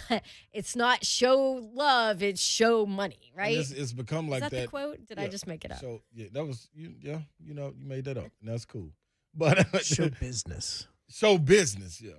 So this is the thing. I agree with you on that point, but I was speaking it's just gotten like that in the last couple of years as far as the transfer portal and NIL. But the thing is, the reason I said that is prior to that, it wasn't like that. Now I said, if you were listening to the show earlier, I said now what you got to realize is they're trying to even the playing field. And I don't know if it's the NCAA or whoever it is, but the playing field has been even in those regards as far as now the players are able to leave when they want to and be eligible to play wherever they go right away. So now it's different. That's a new thing. Yeah, and this is the world we live in and the sport's evolving. So I'm fine with that. I'm just saying leading up to that point, I cannot understand when a coach walks out on a team like that without a conversation. That's my point in it. A conversation, the respect, because you got to imagine, man, when they walked in your living room, they had that same respect. Where did that go? Did that go out the window? Was that all a charade? Like, if that's the case, man, say that up front. And I'm going to respect that even more as a parent or whoever this coach about winning. Can you help him win?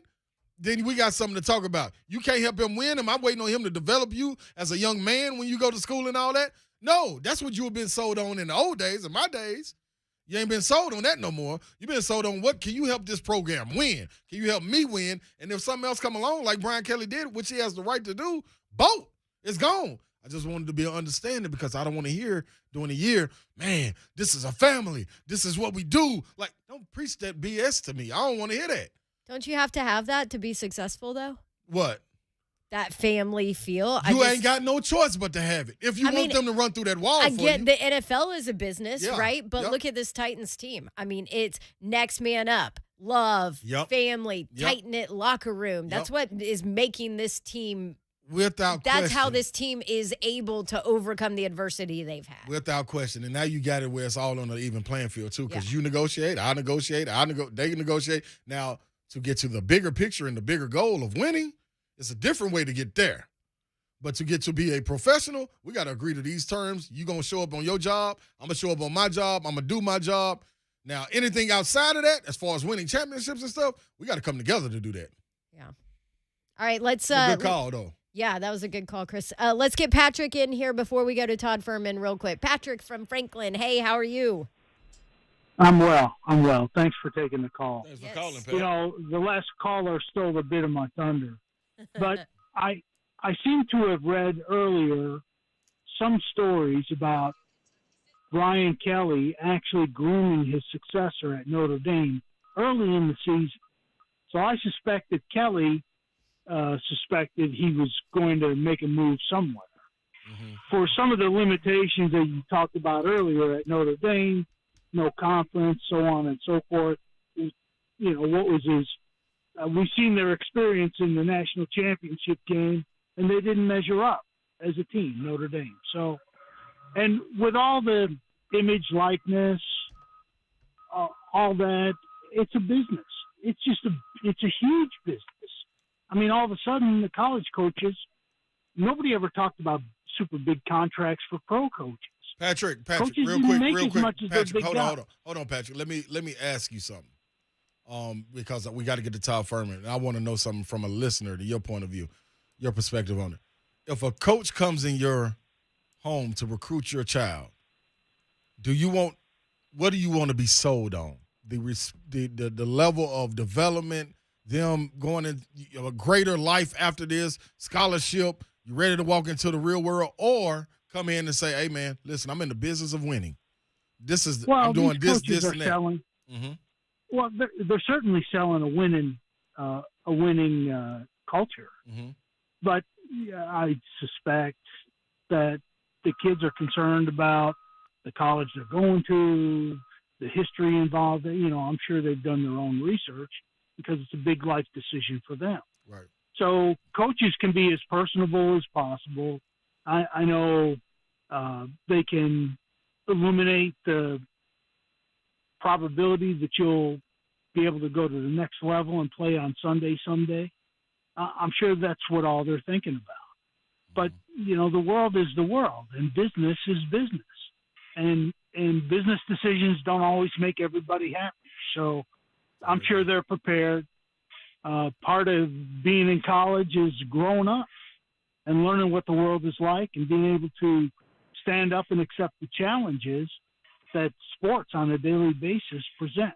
So Good stuff, Patrick. Right. From Franklin. Thank you. Yeah, good stuff there. And I agree with him, but I don't want to. Something that makes college sports great and wonderful. Okay, come on with is it. the emotion Here we go. and the passion and the love for your university and everything that makes it like not feel like the NFL and a business. That is something that makes college football so beautiful and why I'm in love with that sport. That's why a lot of people are in love with it, Babs. So I don't want it. I know it's a business. Mm-hmm. I know it's a big business. I don't want it to turn into, hey, look, come play here. I don't really care about you or the university or the, I don't want it to turn into a like strictly a business feel, even though I get it. But the passion and the emotion and the love for the name across your chest, and that's why you're playing, that cannot go away because that's what makes this sport so beautiful. And I love that, Babs. And that right there, that emotion that you just spoke with is because of your college experience. Right. Because you know what it was. So that's why I'm saying I know what it's supposed to be, but present it as such. We are now living in a day and age where the curtain has been lifted. We know everything that's going on. So now with that being said, come in and present it 100 to me. Don't come in and sugarcoat it. I don't need that. Okay, come but in you and give me got to have a little sugar coat in okay, there but for so it to is live on. Okay, so is it business or is it not? Because if it's business, I got a different approach to it when I come into it. You know what I'm saying? Like, I'm just saying, Babs, that's what I was looking for right there. Todd Fuhrman is with us, getting all emotional here. Todd I Fuhrman love from that. Bet the Board podcast. Todd Fuhrman, this is what Brian Kelly has now done to our conversations here on 3HL this week, talking about business, non-business, what do you owe the kids, blah, blah, blah. So, Todd, let's talk about the business of who is Notre Dame's next head coach going to be. Well, I mean, I think, Don, when you look at the tea leaves, I mean, Notre Dame has obviously kept things relatively quiet. I have to imagine they're going to do everything they can to try and bring in Luke Fickell as their head coach. I can't see the Irish deciding to take Marcus Freeman, who's done a great job in his first year as defensive coordinator there, and letting him cut his teeth as head coach of Notre Dame right out of the gates. I think you have to get your chops as a head coach somewhere else instead of being under that microscope. So Luke Fickell or bust would be my early favorite in terms of taking on that role. And if Fickell decides he wants to go somewhere else or spurns Notre Dame, I'm not quite sure where the Irish go to try and find the man to assume the reins for Brian Kelly. There you go. What about Oklahoma? Oklahoma, I mean, from the people I've spoken to, it appears that Brent Venables, at least for right now, would be the front runner. We know he has ties to the program. I thought for a little while the Stoops family might want to try and keep their bloodlines there, but with Mark signing an extension in Kentucky, I'm sure he didn't want to operate in his brother's shadow. I do find it relatively entertaining, and I've eaten crow before, so I will again in this particular spot. So many people saying that Bob Stoops could potentially assume the reins again as a full-time head coach. I just don't see that being the case. I think Bob enjoys his life in TV.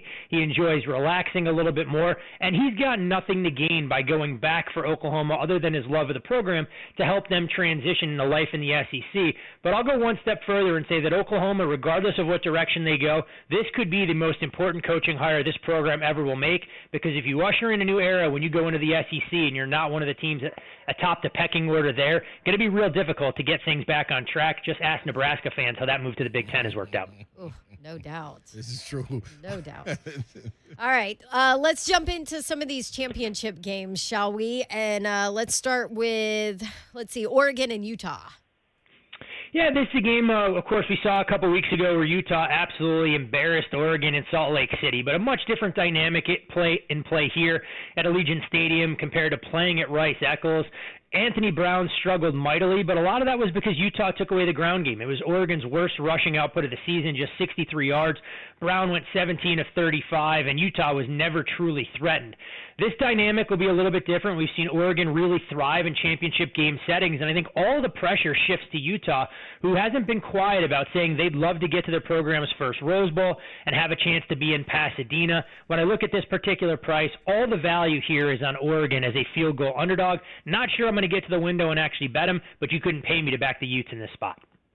Man, that's ugly. Let's go Houston and Cincinnati, which is a big game, and there's a lot. If Cincy loses, we know what happens. Luke Fickell's gone. Yeah, and I think this game, when you look at this game, Slay, so many people trying to make a case for the underdog, talking about Houston, this and that, and the pressure will get to Cincinnati. I mean, this is a veteran team with a quarterback in Desmond Ridder who knows what it takes to be successful on the big stage. You have three potential defensive players that are going to be playing on Sunday. And when you look at what Sauce Gardner has done, this is a kid that has not allowed a single touchdown pass in coverage for his entire time on campus there. So when you look at Houston offensively, they don't run the ball all that well. Alton McCaskill is a nice player, but not ultra efficient. Nathaniel Dell, the top receiver, 71 catches this year. I think if you can take him away and force some of the secondary options to beat you in this Cougars passing attack, it'll put a lot more pressure on Clayton Tune. I think this game could get away from Houston early. I like the game under the total, and I like the favorite. I think Cincy really puts the clamps on the Cougars. Nice. Like that, Todd. All right, let's go to Big Baylor, 12. Oklahoma State. Obviously, Oklahoma State moving up into a prime position. We're talking college football playoff. 4.5 is, I think, where this opened. And probably no bigger Georgia fan anywhere in the country than what'll be unfolding in Stillwater, assuming Oklahoma State's able to take care of business with that 11 o'clock Central kickoff at Jerry's World. You look at the Cowboys, and there's no doubt the biggest concern for Jim Knowles and Coach Gundy will be, can the Cowboys replicate that energy and that level of engagement we saw in Bedlam last Saturday, a game they were relatively fortunate to win. When Oklahoma took a 9-point lead, they dropped an apparent pick six, and to Spencer Sanders' credit, he was able to lead the team back. I look at Baylor and do have some concerns about how the Bears are going to consistently move the football. So oftentimes they need to rely on their ground game, and that's not the best way to attack this Oklahoma State defense. One of the things about the Cowboys that makes them so dynamic on that side of the ball is they don't start a player under the age of 21 years of age. So the reality of it is Jim Knowles can be a lot more aggressive in his scheme. You don't have to worry about kids making costly mistakes. And I think Oklahoma State knows what's at stake here. I actually like this game under the total. I think the number is extremely fair, but I think Baylor struggles to score, and I'm not quite sure Oklahoma State scores more than 24. What was the preseason outlook on Oklahoma State? I cannot remember. Yeah, it wasn't nearly as rosy as this. I can tell you that much. It was kind of Oklahoma as the odds-on favorite, about minus $1.50 to be Big 12 champions, and it was Iowa State really breathing down their neck at a shade less than 2-1.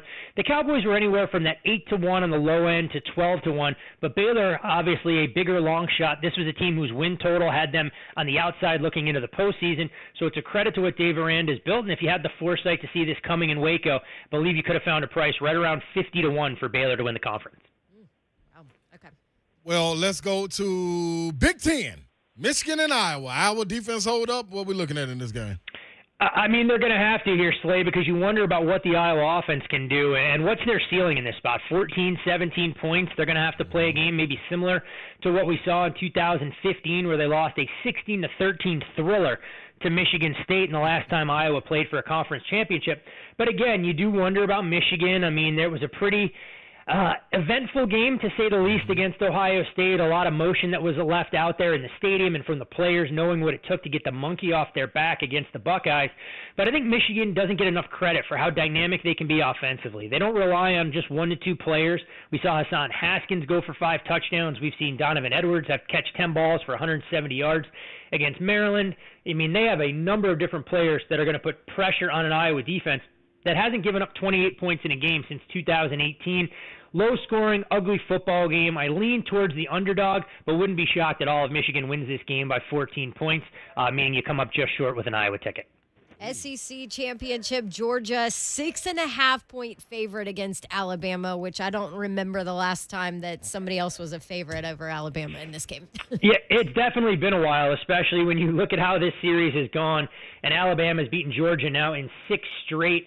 This number a couple weeks ago when we started talking about it was Georgia -3. Clearly, Alabama struggles down the stretch against the likes of LSU, Arkansas, and, of course, Auburn in the Iron Bowl. Forced odds makers hand a bit, and you do wonder how Alabama's offensive line will hold up in this spot. But the bigger question for me is the Georgia offense. They haven't really been forced out of their comfort zone yet this season.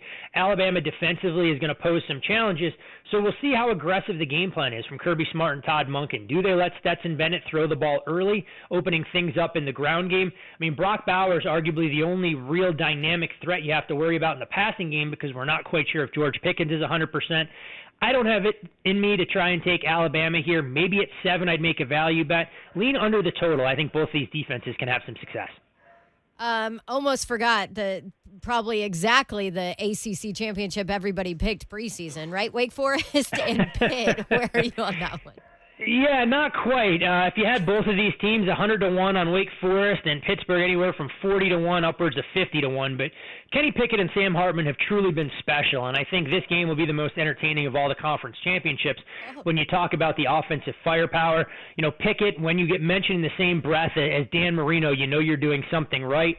Meanwhile, Sam Hartman, the first quarterback in the ACC to throw for 30 touchdowns and rush for 10 since Lamar Jackson did it, so he's also in rarefied air. I just think that Pittsburgh can get more stops on the defensive side than Wake can. When you look at this Pitt defense, they've been stout against the run. They've been great at creating havoc and getting after the opposing quarterback. I think we're talking about a track meet here, but I just think Pittsburgh can get 1 or 2 more stops. I like the Panthers here at a field goal. So, real quick on that, Todd, 71.5, that's a lot, over under? Yeah, totals come down a touch. You know, you need so many things to go right in a game like this. And when you look at Pittsburgh over the last couple of weeks, Slay, they've actually been a little bit better on the defensive side. So I'm not going to say that Dave Clawson will really slow this down. But it would shock me at all if we were talking about a 35-31 final. Not at all. And that would still have it coming in under the total by nearly a touchdown. Anything else you want to hit on that we may have missed? You know, some of these Group of 5 championships are interesting. I have to give odds makers credit, though. I don't think there's a ton of value here when you look at Appalachian State as a road favorite against Louisiana Lafayette, who will be playing without head coach Billy Napier. UTSA and Western Kentucky should be fun down at the Alamo Dome, a game these teams played earlier in the year where UTSA outlasted them 52-46. I like Western a bit there, but at -3, again, you're not stealing anything. So these numbers, unfortunately, don't offer a ton of betting value. I think if you want to try and find a little bit of an investment opportunity, maybe wait for a halftime or see if there's a team that gets down early in the game that gives you a live betting opportunity. But I have not bet a single game yet other than the Houston Cougars team total under 21.5. Like that one. Anybody want to know anything else? You got to go talk to Bet the Board Podcast. That's what Todd Fuhrman is pushing, baby. Yes, there you go. At Todd Fuhrman on Twitter. Todd, thank you so much. We appreciate it. Always a pleasure, guys. Enjoy the great games this weekend, and more importantly, a bye week for the Titans, so it means they can't get saddled with another loss. Or another injury. That's the important Or another part, win, Todd. Yeah. Hey, right. Slater, there'll be a time for that. They play the Jaguars coming up. You lose that game, you may as well disband the franchise in 2 weeks. Bye, Todd. Bye. Be a good guy. See ya. Todd Fuhrman. By the way, you can hit him up on Twitter. He'll respond to you at Todd Fuhrman if you want to, give him some crap for what he just said too. Right. We fully support you on that. Love Fuhrman. Hey, look, we just added Dan Wetzel to the show. He's going to join us at 5:20. So we'll take a quick break. We'll come back, wrap up the 4 o'clock hour, and get ready for Dan Wetzel to talk a little college football and what is going on in the landscape of coaching carousels and all of that. Conversation continues after the break. This is 3HL on 104.5 The Zone.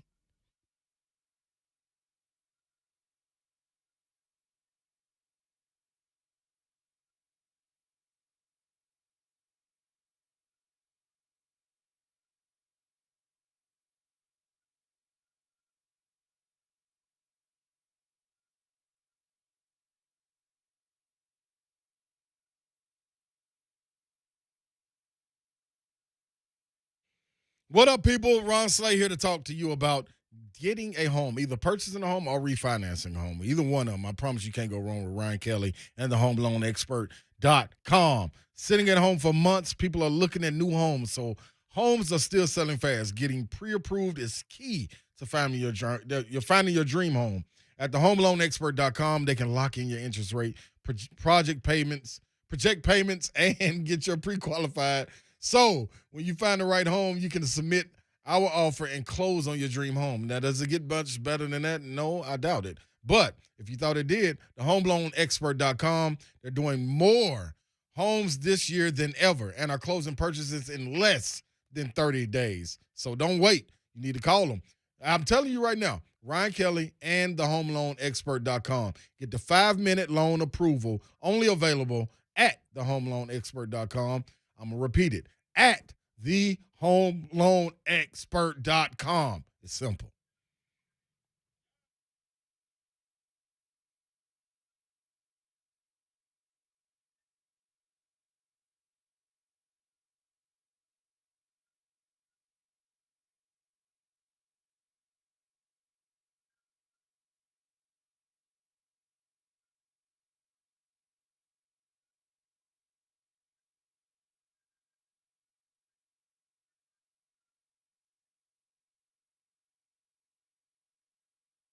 Daddy Rack Tennessee Straight Whiskey is new. You need to try some today. It's spectacular. Lots of y'all been telling me, sending me pictures of you and your bottle of Daddy Rack Tennessee Straight Whiskey. I always appreciate that. And you can do it too at Brent Doherty when you try some. It's a local product. Love that. Made right here in Middle Tennessee, in Columbia to be exact. Try some. You're going to love it. It is so smooth and so good. You could try it with oxygen or put some ice in it if you want to do it that way. Or mix it, very mixable drink as well with Coke, Diet Coke, Sprite, ginger ale, whatever you want to do. Daddy Rack Tennessee Straight Whiskey is there for you. Priced right as an everyman whiskey at $29.99. DaddyRack.com is the website. Check them out, and you can enjoy some. If your favorite team does you a favor, wins you a game, and you're excited, you can have a celebratory drink. Daddy Rack Tennessee Straight Whiskey is there for you. Or if your team loses and you need to drown your sorrows, Daddy Rack Tennessee Straight Whiskey is there for you as well. Add it to your bar. Share it with your friends. Try some today. Again, DaddyRack.com. That's Daddy Rack Tennessee Straight Whiskey.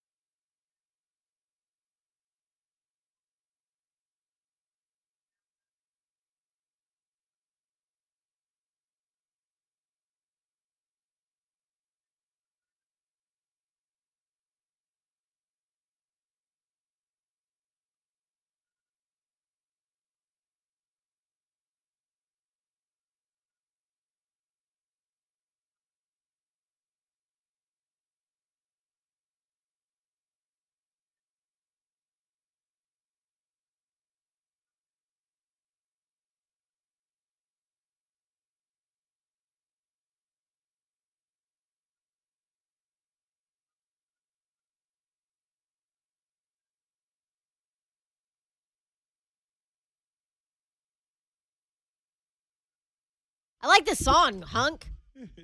Good choice. Feeling it today. Feeling it. Welcome back in, Don Davenport, Ron Slay.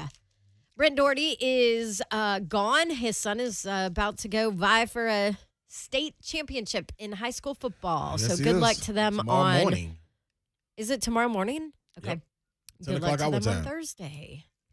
Got some interesting conversation going on today on 3HL, and if you want to get involved, you need to go on Zone TV, where you can go on YouTube. You can go Oh, on. I forgot. I haven't. This is what happens when the mayor's about- not here. I haven't got- said it at all. That's why I got to be running the wing, and I stopped just running down low. You know what I mean? Sometimes Yeah. if they trap you in the backcourt, Babs, you got to be able to have an outlet. I got to be your outlet. So Yeah. Facebook, and then Okay, well, it's Twitter almost 5 o'clock, and now Twitch. my outlet's just now here. and Twitch. Twitch, please. There you go. So you can join in Took the him a minute conversation. to get down the man. court, Yeah, okay? yeah. They will put me in the He's- game. He's in his preseason That's right. overseas That's out right. of shape. That's right. Yeah. See, now I'm ready though, Babs. Look, here I am. See? I'm here. Yeah. Pass me the ball. Pass it, Babs. I've been trying to dribble through. Lord. Yeah, we're talking about coaching changes, coaching carousels, Yeah. and should a player be committing to a coach or a university? And I don't know. Why are we giving these coaches such a hard time? Yeah, and They're listen, in a no-win situation. Yeah, and it's been a lot of feedback, man. But man, a part of it is, I think when you see it, you see the numbers that they're getting, and this is regardless of wins and losses. Yeah. You know what I'm saying? Like you Are you go in talking there, about the money? yeah, like that's a big number, and that Ridiculous. it And didn't you heard just now Coach get Mack say that's going to trickle. That's going to affect the NFL's salaries Yeah. in their next coaching hirings yeah. too. So meaning it'll go up. Yeah.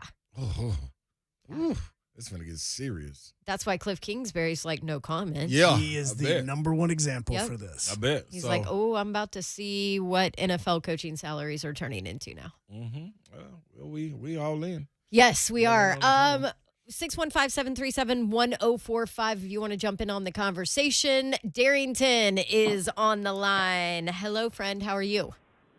Hello, people. I'm loving being able to call in on the Mark Twain Real Estate as a hotline. It's pretty good, pretty Very smooth. I nice. love the transaction. Nailed it. Question, Babs, are you going to be here this Friday? Yes. Because I know that you're usually. Oh, so you are. So you should be able to fill it in the air this weekend. Yes, because I'm going to be here Friday. Yes, I yes, can yes. feel Good, it good. All right. coming in So my the thing air is, tonight. I hear Ron, I hear you guys saying that how you fell in love with college about the emotion and the passion. Now, and you saying should players commit to coach or should they commit to school? Well, wouldn't you look at this as each situation different? If you're going to go sit in someone's living room, because most players are looking to get in and get out to the next level anyway. So for that player that you know has the talent or the potential to play at the next level, then you coach them and then you address them in that manner. Now, for the ones that you know that college is going to be in and that's going to be, then you coach, then you bring them in for the school. And I'm thinking coaches are looking at it as, why do I have to be fired to go get another job? Definitely look at Notre Dame, like you've been saying, Notre Dame and their limitations. I mean, if you have a job to be in LSU and you get to be in the SEC, why not take that opportunity? Why wait till you get fired? Because once you get fired for something. So I was just wondering what you guys take it on that, people going to the next level and the passion and the love not being the same as what you guys were. Because you got to think, every generation is always something new. And so it's a little bit love less than it was before. So I just want to know what your guys' take is on that. Y'all have a good one. Be safe. Appreciate it, Darrington. Well, I don't disagree with him. I just think that I'm more on the side of you pitch me what's real. That's what I want. That's what I want. However you do it. Now you got to realize. But what if at the time of the pitch it is real? What is real though? Well, okay, let's talk about this show. You joined the team. Right. Like when we're talking, I'm like, Right.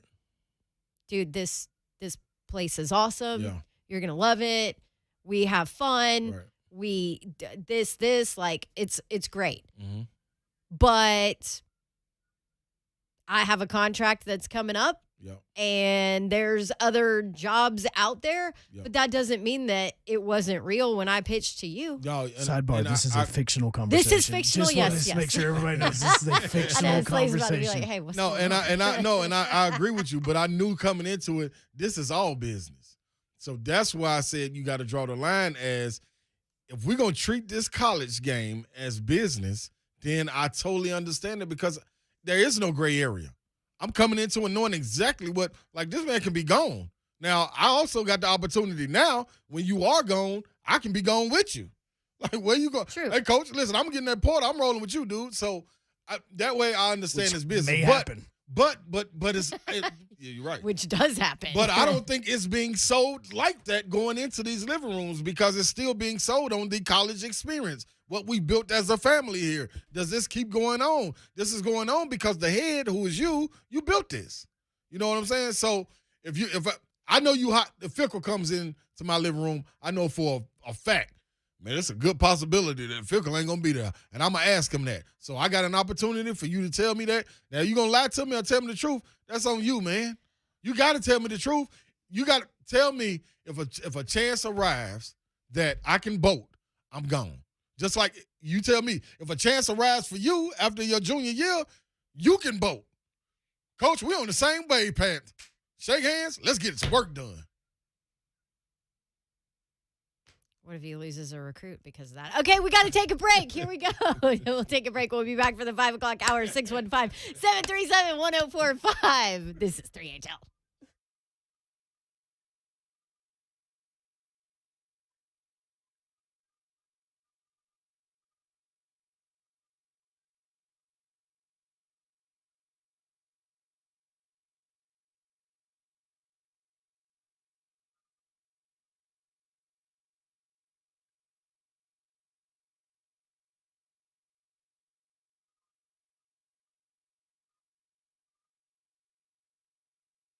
Buddy, a la Carpet One. Is your bathroom overdue for a major overhaul when it comes to beautiful bathroom renovations? The experts at Buddy Allen have got you and your family covered. Whether you're seeking a simple update like a small sink backsplash or a top-to-bottom revamp, they will have the product skills and experts to make your vision a reality. Locally owned and operated by the Allen family for more than 55 years, Zach, Jenna, and Judson Allen are in the store every day. Check them out in Donaldson, 2405 Lebanon Pike. Give them a call, 615-883-3289, or check them out online, buddyallencarpet1.com.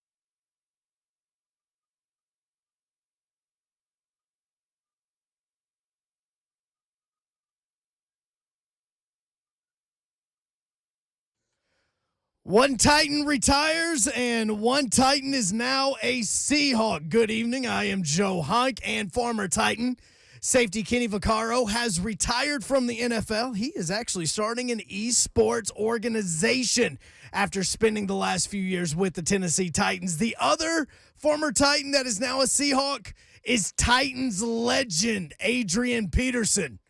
Yeah, he just signed to the Seahawks on their practice squad. And Velus Jones Jr., he is heading to the Senior Bowl, which happens to be in Mobile, and he is a Mobile native. The game is going to be on February 5th in Velus Jones' hometown, and he will be accompanied by other Tennessee Vol players right now. The one that we know the most about is Alante Taylor, and you're now 6 hours away from the MLB lockout. For all your foundation repair and waterproofing needs, you need to visit USSTN.com. Breaking news at once on your home for the Vols, the flagship station for your Tennessee Titans, and home to 3HL. This is 104.5 The Zone.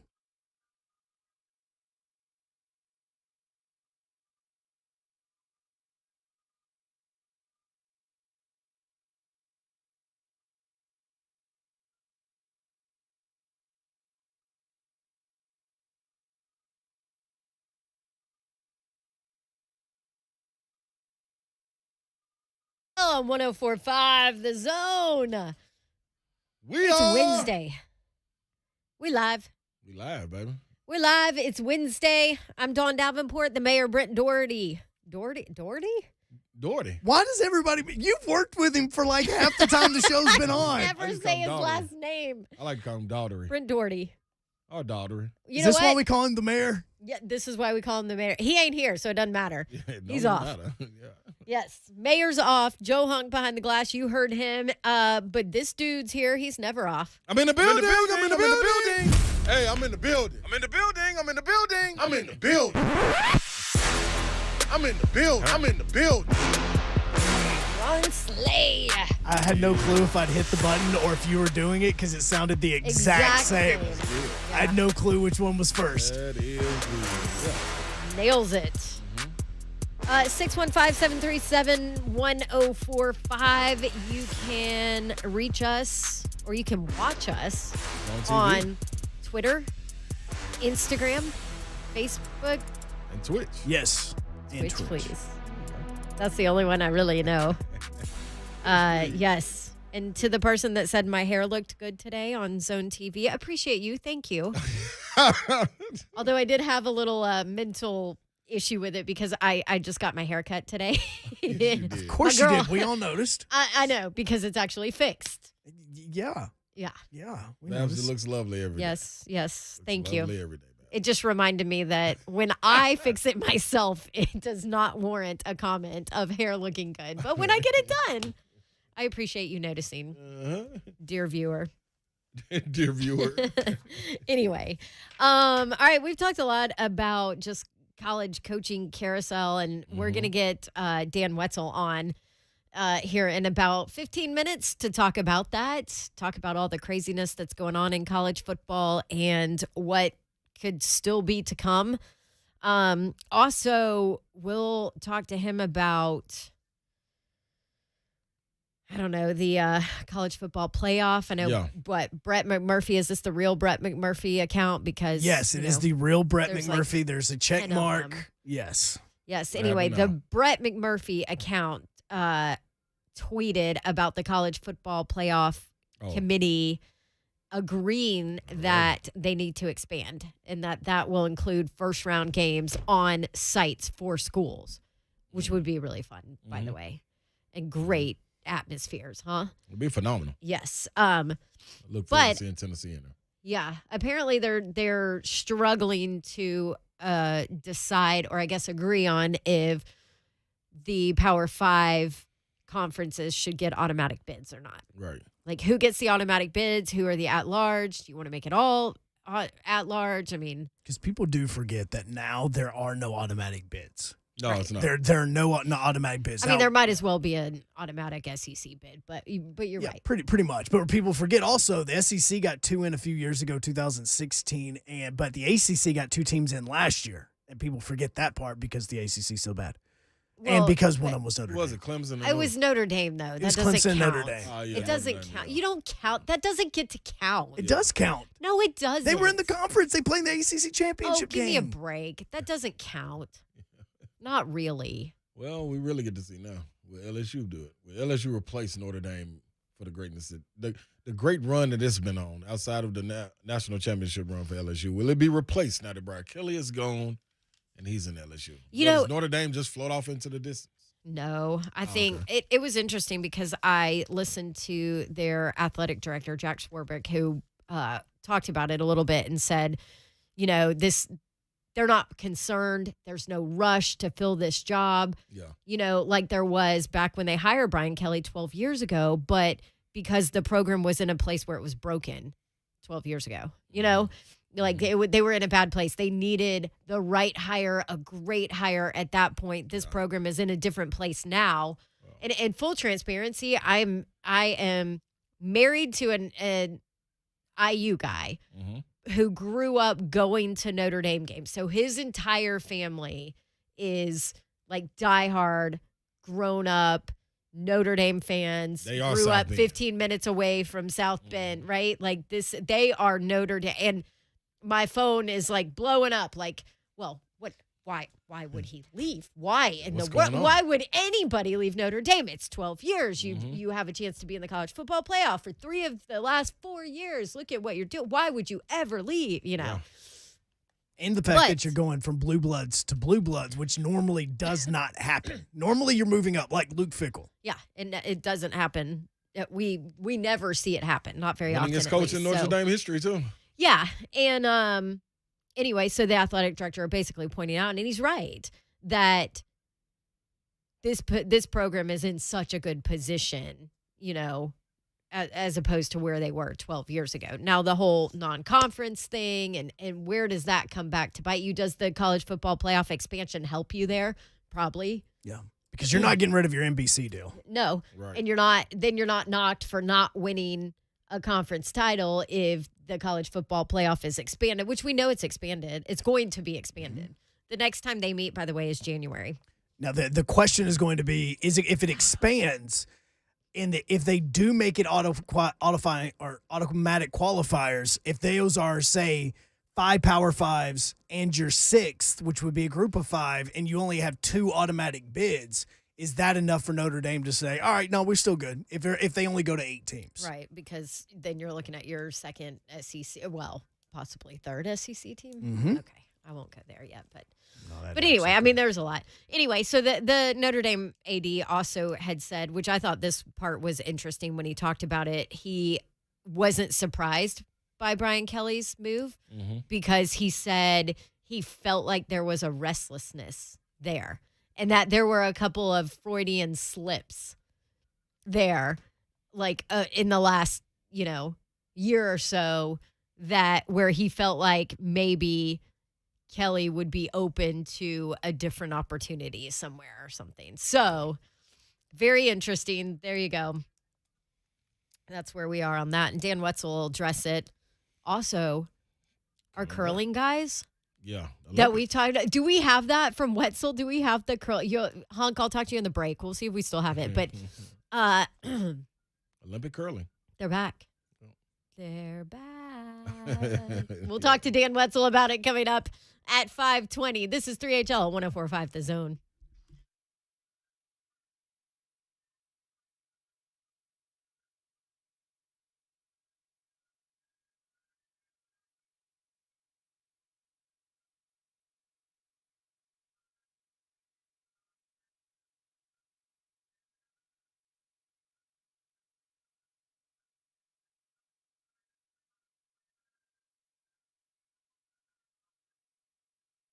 What up, people? It's me, Ron Slade, coming to talk to you about going to a place that can serve you the largest selection of wine, whiskey, and spirits and craft beers.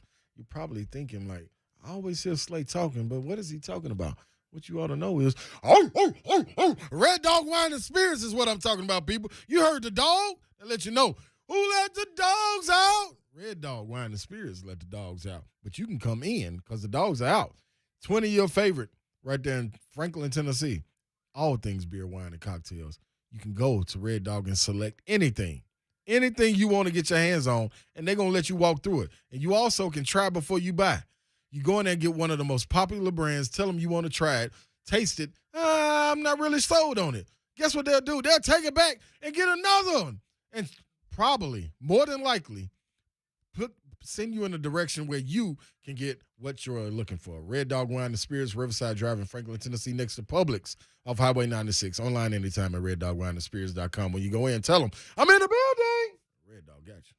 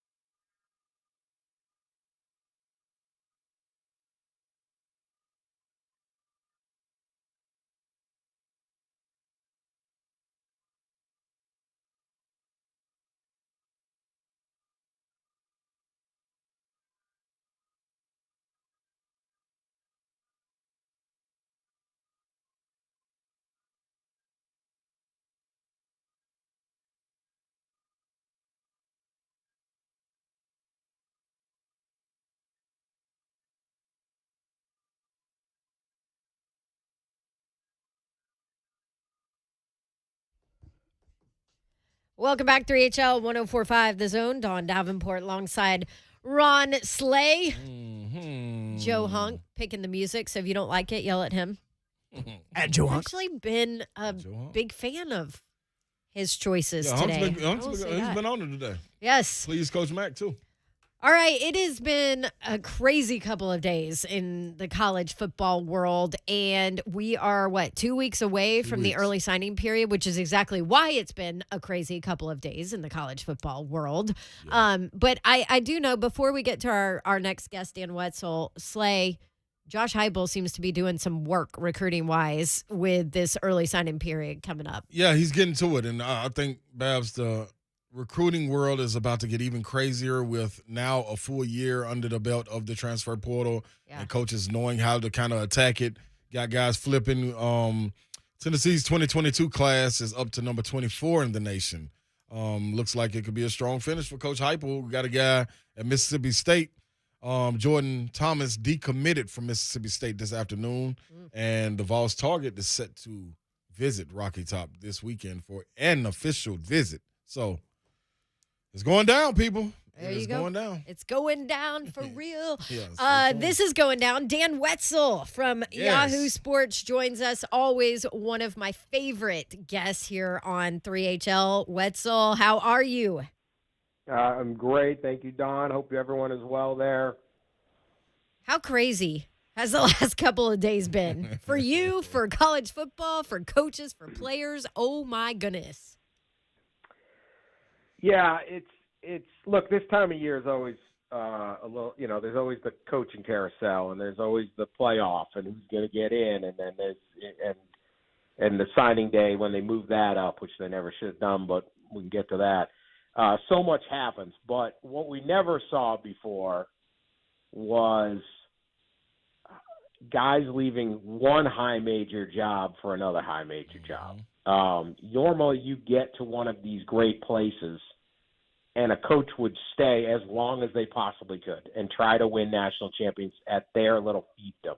And so you had these coaches that, stayed for 20, 30, Bear Bryant, Bobby Bowden, Bo, Woody, Tom Osborne, Joe Pa, these guys, even a Phil Fulmer, things like that. You stay as long as you can until you're fired or you get too old or there's some scandal or something. But you didn't just sit there and say, hey, I think I'm going to jump over to this job. So when Lincoln Riley bails on Oklahoma, undoubtedly one of those spots that you don't leave, and goes to USC, and then 24 hours later, Brian Kelly does the same thing from Notre Dame where no one leaves if they don't have to, and goes to LSU. These aren't college to pro jumps. This is college to college. That was brand new. And then having Kelly leave when his team still has a reasonable, I don't know what it would be, how you term it, but some kind of chance to still make a playoff and compete for a national title, that timing is absolutely crazy. I mean, how do you leave when you still have a chance? So those two things combined made it like a 24-hour period unlike anything else I've seen. So let me ask you this. Which surprised you more, the Lincoln Riley departure or the Brian Kelly departure? Kelly because of the timing, but there had been a lot of buzz about Kelly. What about USC? What he had kept saying, look, I'm too old now. I'm just going to stay here. This is it.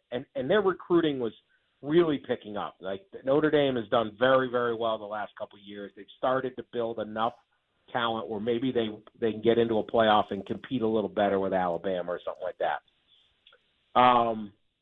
So at his age, he every time you talk to him, now this is where I'm going to retire. We're good. We got this set up. I'm going to enjoy this. I've built it. So that was surprising. And then just the idea, all they need to have happen this weekend is Georgia beat Alabama by like a touchdown and either Michigan lose, Cincinnati lose, or Oklahoma State lose. All three of whom could lose without being some big shock upset. Right. And Notre Dame is in the playoff. Like that's basically like would they be the favorite to win the national title in the playoff? No. But it's a 4-team playoff. All you do is win 2 games. they have a chance. So a coach leaving like that is just crazy. That one surprised me the most. Lincoln Riley I thought would go to the NFL, not USC. That one just kind of came out of left field. There was, after he shot down the LSU rumors, that was a surprise. But they're both just surprises. But the Kelly timing to me is it's just crazy. And you talk about the college football playoff, then the rankings come out, and the committee basically says that the fact that Notre Dame does not have their head coach that started the season with them actually will play into their decision after this week and on it where Notre Dame sits, which is just absurd to me and completely not fair. Am I off base there? No, well, I mean, you feel bad for the Notre Dame players. They didn't do anything. They didn't quit. Their coach quit. But I mean, they found out in a text message with the 7 a.m. Right. meeting call. I'll be to see you the next day, but here you go. Yeah, see, again, be there at 7. Like, can't we just 11:15, Coach? Like, Right? I don't really want to get up that early. Well, you better have Starbucks waiting for me. Yeah, there's you better bring donuts. You know you got the money. Yeah. Okay, you can afford it. The whole Dunkin' Donuts should show up. The idea that you would essentially punish these players because there's no defense for this, right? It's not like, well, you should have won by more. Okay, fine. We had this is a variable we have nothing to do with. But the other thing is you don't know. I just find it to be in a logical manner. There is no way to know whether Notre Dame will play better, worse, or exactly the same without Brian Kelly. There's no way to know. You can guess it. You can say, hey, you lost a coach at Brian Kelly. You're not going to be as prepared for a playoff game. So, therefore, we don't want to let you in. But I could argue these guys are going to run through a wall. They have the greatest motivation I've ever heard of. Yeah. Like that old nobody believes in us, which is basically what every coach and every player thinks to motivate themselves. They can literally be like, our own coach didn't believe in us. Nobody believes. Like, they are out to prove they could play better. You don't know that, like, if they make Marcus Freeman the defensive coordinator, the interim coach, you don't know that he's not a better coach than Brian Kelly. Well, and apparently the players Gabo love Sweeney was better than Terry Bowden, and Ryan Day's done really well, and Lincoln Riley, hit some gears that Bob Stoops couldn't, and Kirby Smart was never a head coach until Georgia just hired him off a staff. So you don't know. So how can you just play, crystal ball and assume they won't be as good? They might be better. Why would you have a criteria where there's just something is completely unknowable? Yeah, no doubt. So I read it when this happened. I actually saw one of your tweets come across my timeline, and I had said the absolute opposite of what you tweeted, but in talking about fit, because I said, oh, well, look at Brian Kelly, like he's not a good fit for LSU from a standpoint of just like cultural personality. And I said that about Aranda too, because he's so quiet. I was like, oh, he doesn't really fit that program. I said it about Joe Moorhead at Mississippi State. He certainly wasn't the right fit. We talked about Texas Tech, and I felt like that coach wasn't a good fit there. So that's what I had said about Brian Kelly. And then your tweet pops across my timeline where you're like, oh, yeah, talk of cultural fit. That's immaterial. And I was like, oh, you're probably right, because at the end of the day, it doesn't matter, does it?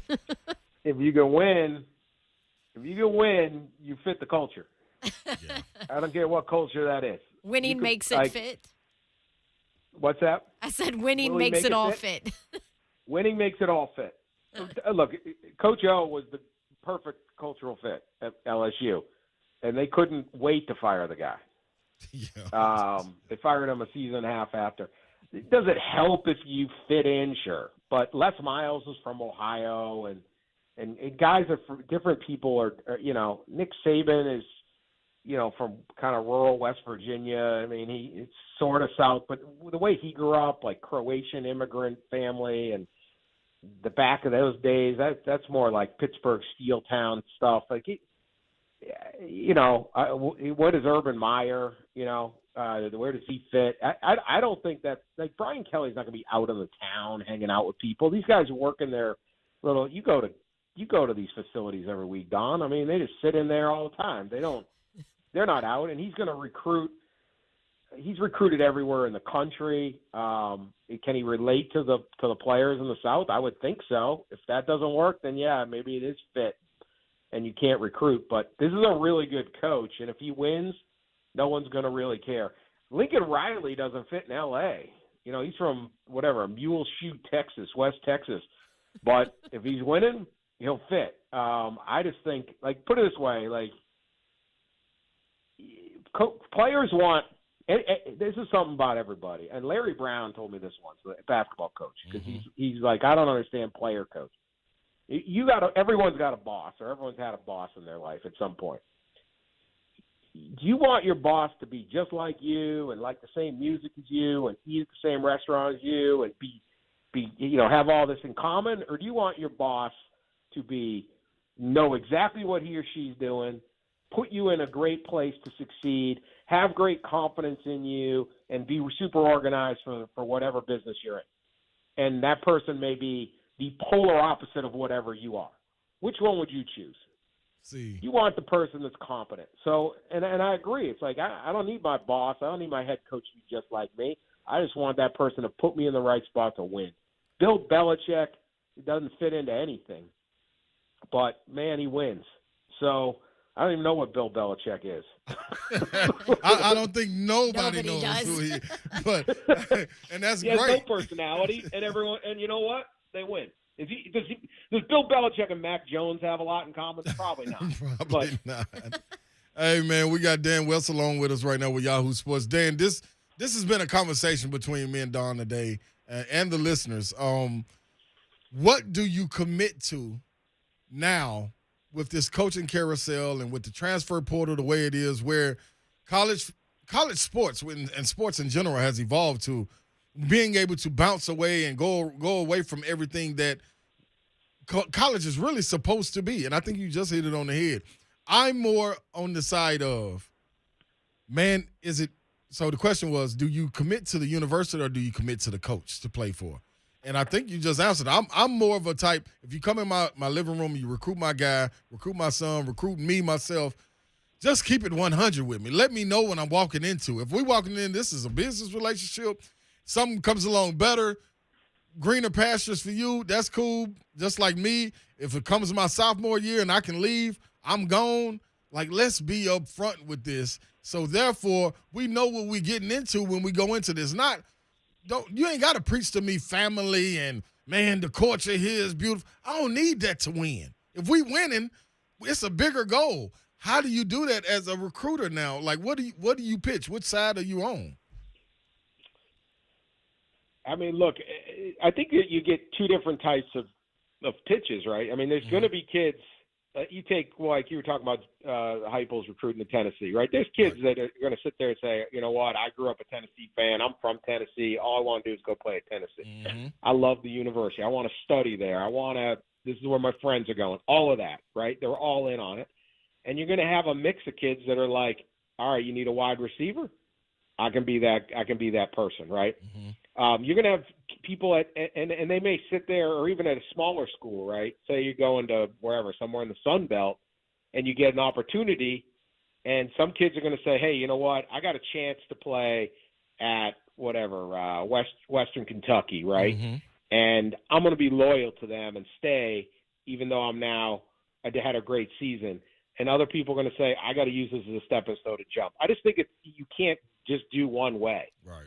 And the coaches, there's no loyalty from the coaches. There's no loyalty to the schools. The schools will fire you so quick. I mean, should these guys jump like this? Again, I'm puzzled by Brian Kelly leaving when you still have a chance to win a national championship, but whatever. That's what they want to do. They can leave.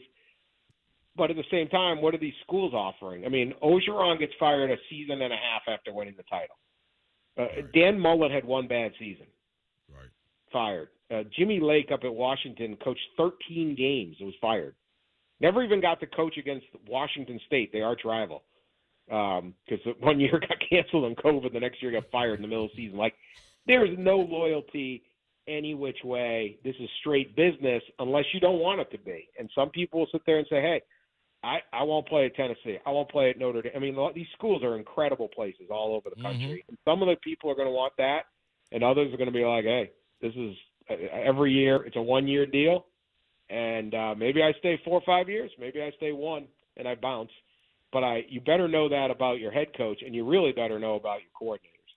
Yeah. Which brings up an interesting conversation, too, with Harbaugh. Because this time last year, wasn't it this time last year, we're sitting here talking about all the alum, get rid of him. Yeah, Fire got to go. He gone. Yep.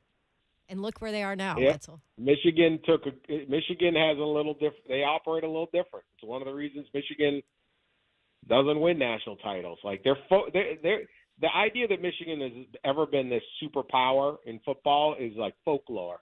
You check the records. Bo Schembechler never won a national. They've won 1 national title. They had Charles Woodson. Yeah. They win the national title or half of it in like 97 or 98, whatever that was. Mm-hmm. That's the only title they've won since the 40s.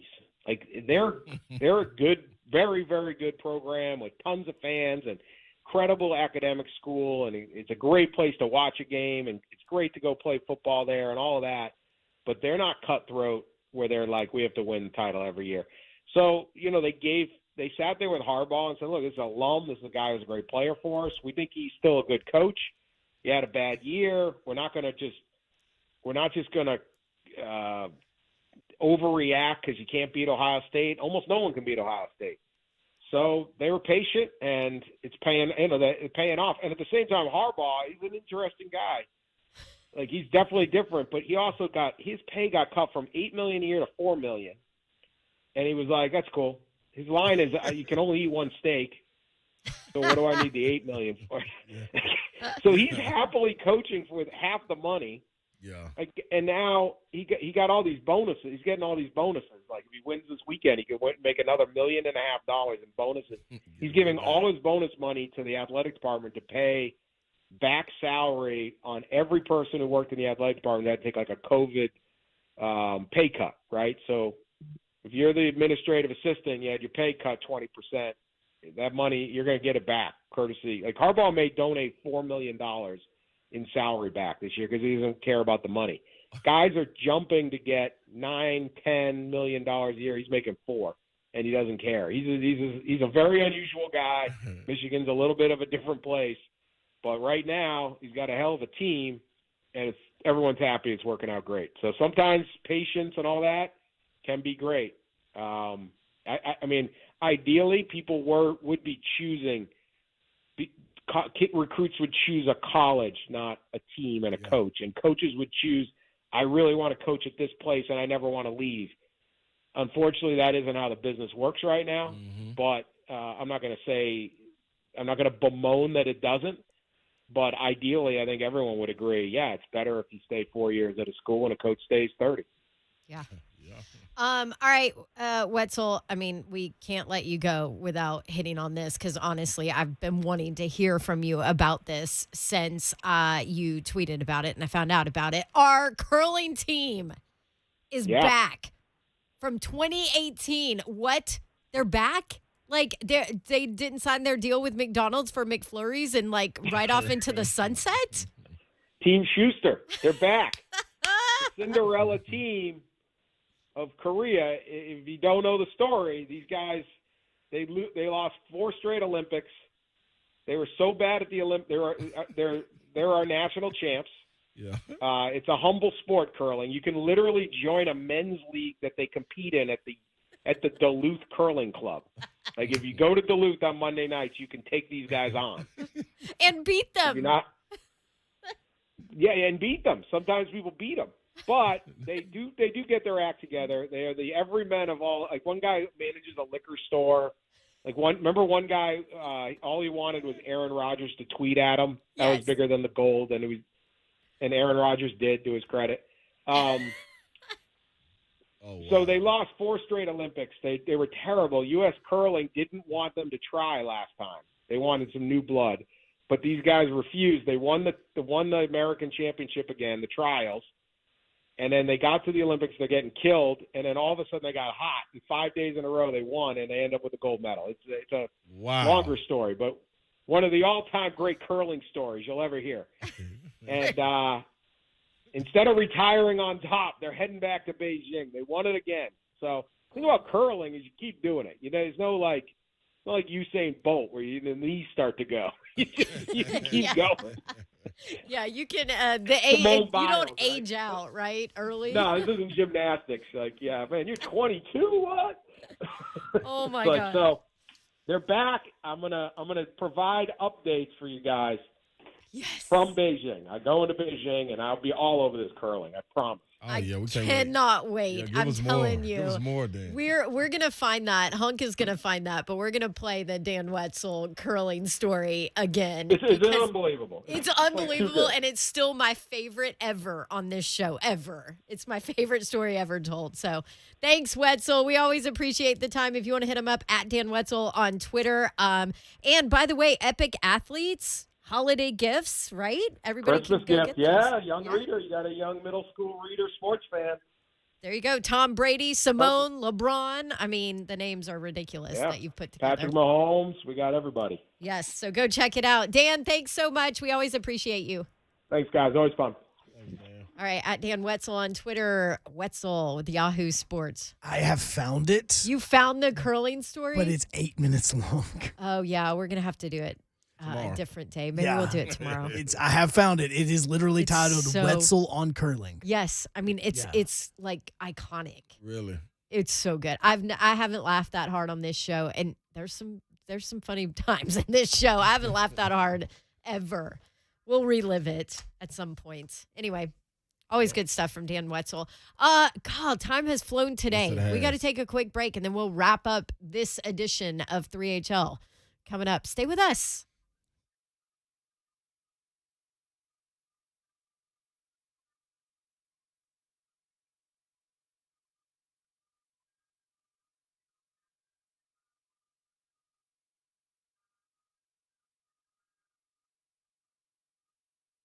Congrats to Nikia Solomon with Hillsboro. She plays girls lacrosse for Hillsboro, just signed with Life University in Marietta, Georgia. Nikki is the first ever lacrosse female to sign with a university from a metro school. That is awesome, awesome news. Congrats to her. This message is from my friends Mike Hoover, Joe Stanford, their team of local pros over at Accurate Mortgage Group. Simply put, they would like to sincerely thank their clients for their business. They say it's been an honor, especially in this tumultuous year, to help so many Middle Tennesseans take advantage of continued low interest rates. They look forward every day to helping someone buy their first home, a new home, or to refinance in order to take cash out, lower a monthly payment, or both. If you haven't looked into doing this yet, Accurate has good news. If you start now and close in December, you could give yourself a New Year's gift of making your next payment not until February. So get that done. Close on a refinance. You could be lowering your rate while possibly saving hundreds of dollars per month at the same time. Now, that's something to be thankful for. Visit Accurate Mortgage today at AccurateMTG.com. That's AccurateMTG.com. Accurate Mortgage Group, a division of Acopia LLC, is an equal housing lender. NMLS number 4664.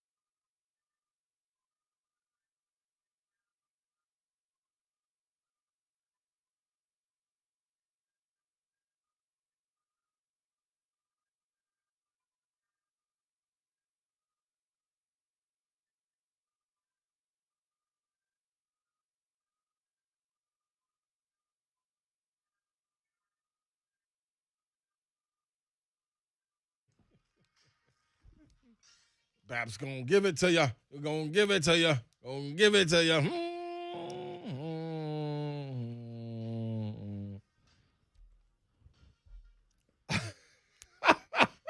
This is good, Hunk.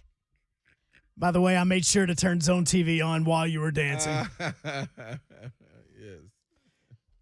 And taking your gum out. And taking my gum out. Bubble, double bubble. So the double bubble tub in the Still kitchen there. is still there. He's still I attacking cannot believe it's still there, so I'm still attacking it. And about an hour ago, I was like, Slay, my jaws hurt so bad. Yeah. Because I'll put in a piece during the break and then chew it and then like get rid of it. And then I'll put another piece in during the break. He's like, you have to stop. You out of, Babs, you have reached a level of being out of control. That's where you are. Stop chewing that gum. What is wrong with you? Yeah. Phenomenal show today, Babs. Yes. Great Good show today. stuff. Touched We're a lot of holding it topics. down without our fearless leader. Mayoral. And in a bye week. And no Tennessee football. But Yeah. Tennessee basketball did win last night. Spanked Presbyterian, as they should have. Well, I was like, oh, we can talk Tennessee basketball, Not really, but not like, what? They should have spanked him. They better have spanked him. How are you guys enjoying Justin Powell? Love him. Okay, just double yesterday checking. went 5 for 5 from the three.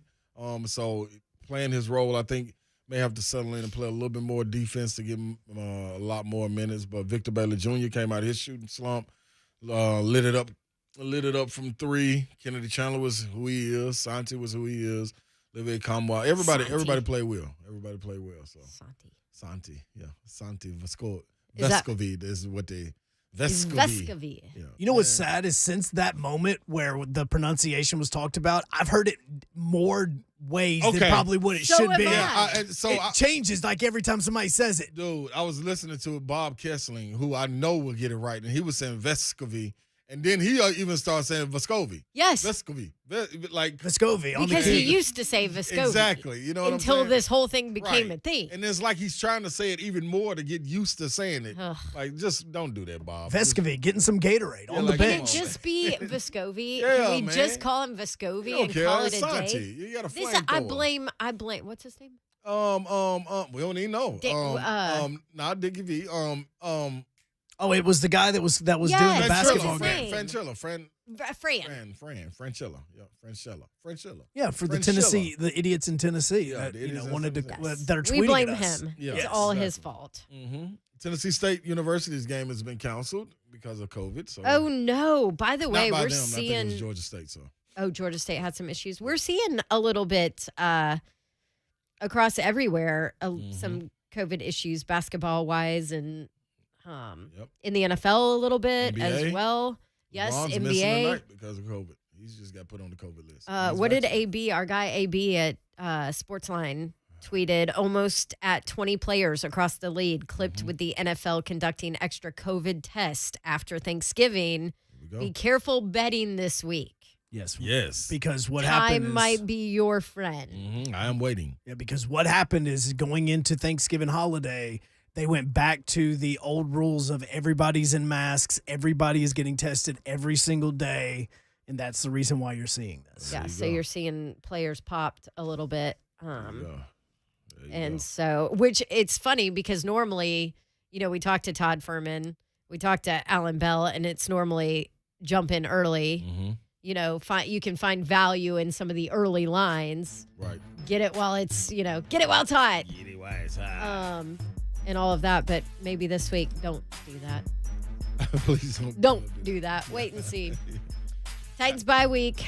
Yep. We are back tomorrow. Maybe we'll jump into some Ryan Tannehill talk. It seems to be igniting everybody. I thought Coach Mack had some good things to say about Ryan Tannehill. If you missed it, go check out the podcast, 1045thezone.com. Find it a bunch of places. Listen to what he had to say. And maybe we'll jump into that conversation a little bit with you guys tomorrow. It'll be fun. Be sure to take a listen. After party coming up next, right, huh? Oh, That's right. And tomorrow you guys are going to be out at T-Mobile. Oh, that's right. We'll be live. T-Mobile out in Come Green through and holler at Hills. us. Right Come across say from the hi. Green Hills Mall. There you go. You can come say hi. You can go get some shopping done. Yeah, maybe get a new phone for somebody. Buy me a new phone. You do need a An dude iPhone. phone. Team Galaxy. You do. So I can Galaxy. stop getting your stupid green. So I Rare can text. actually, when I heart something, it just heart pops up instead of saying Joe Hunk hearted this. Yeah. Yeah, that's right. I wanted to go into detail. Maybe we should get him one for Christmas. We'll talk about it. All right, 3HL is out. See you tomorrow.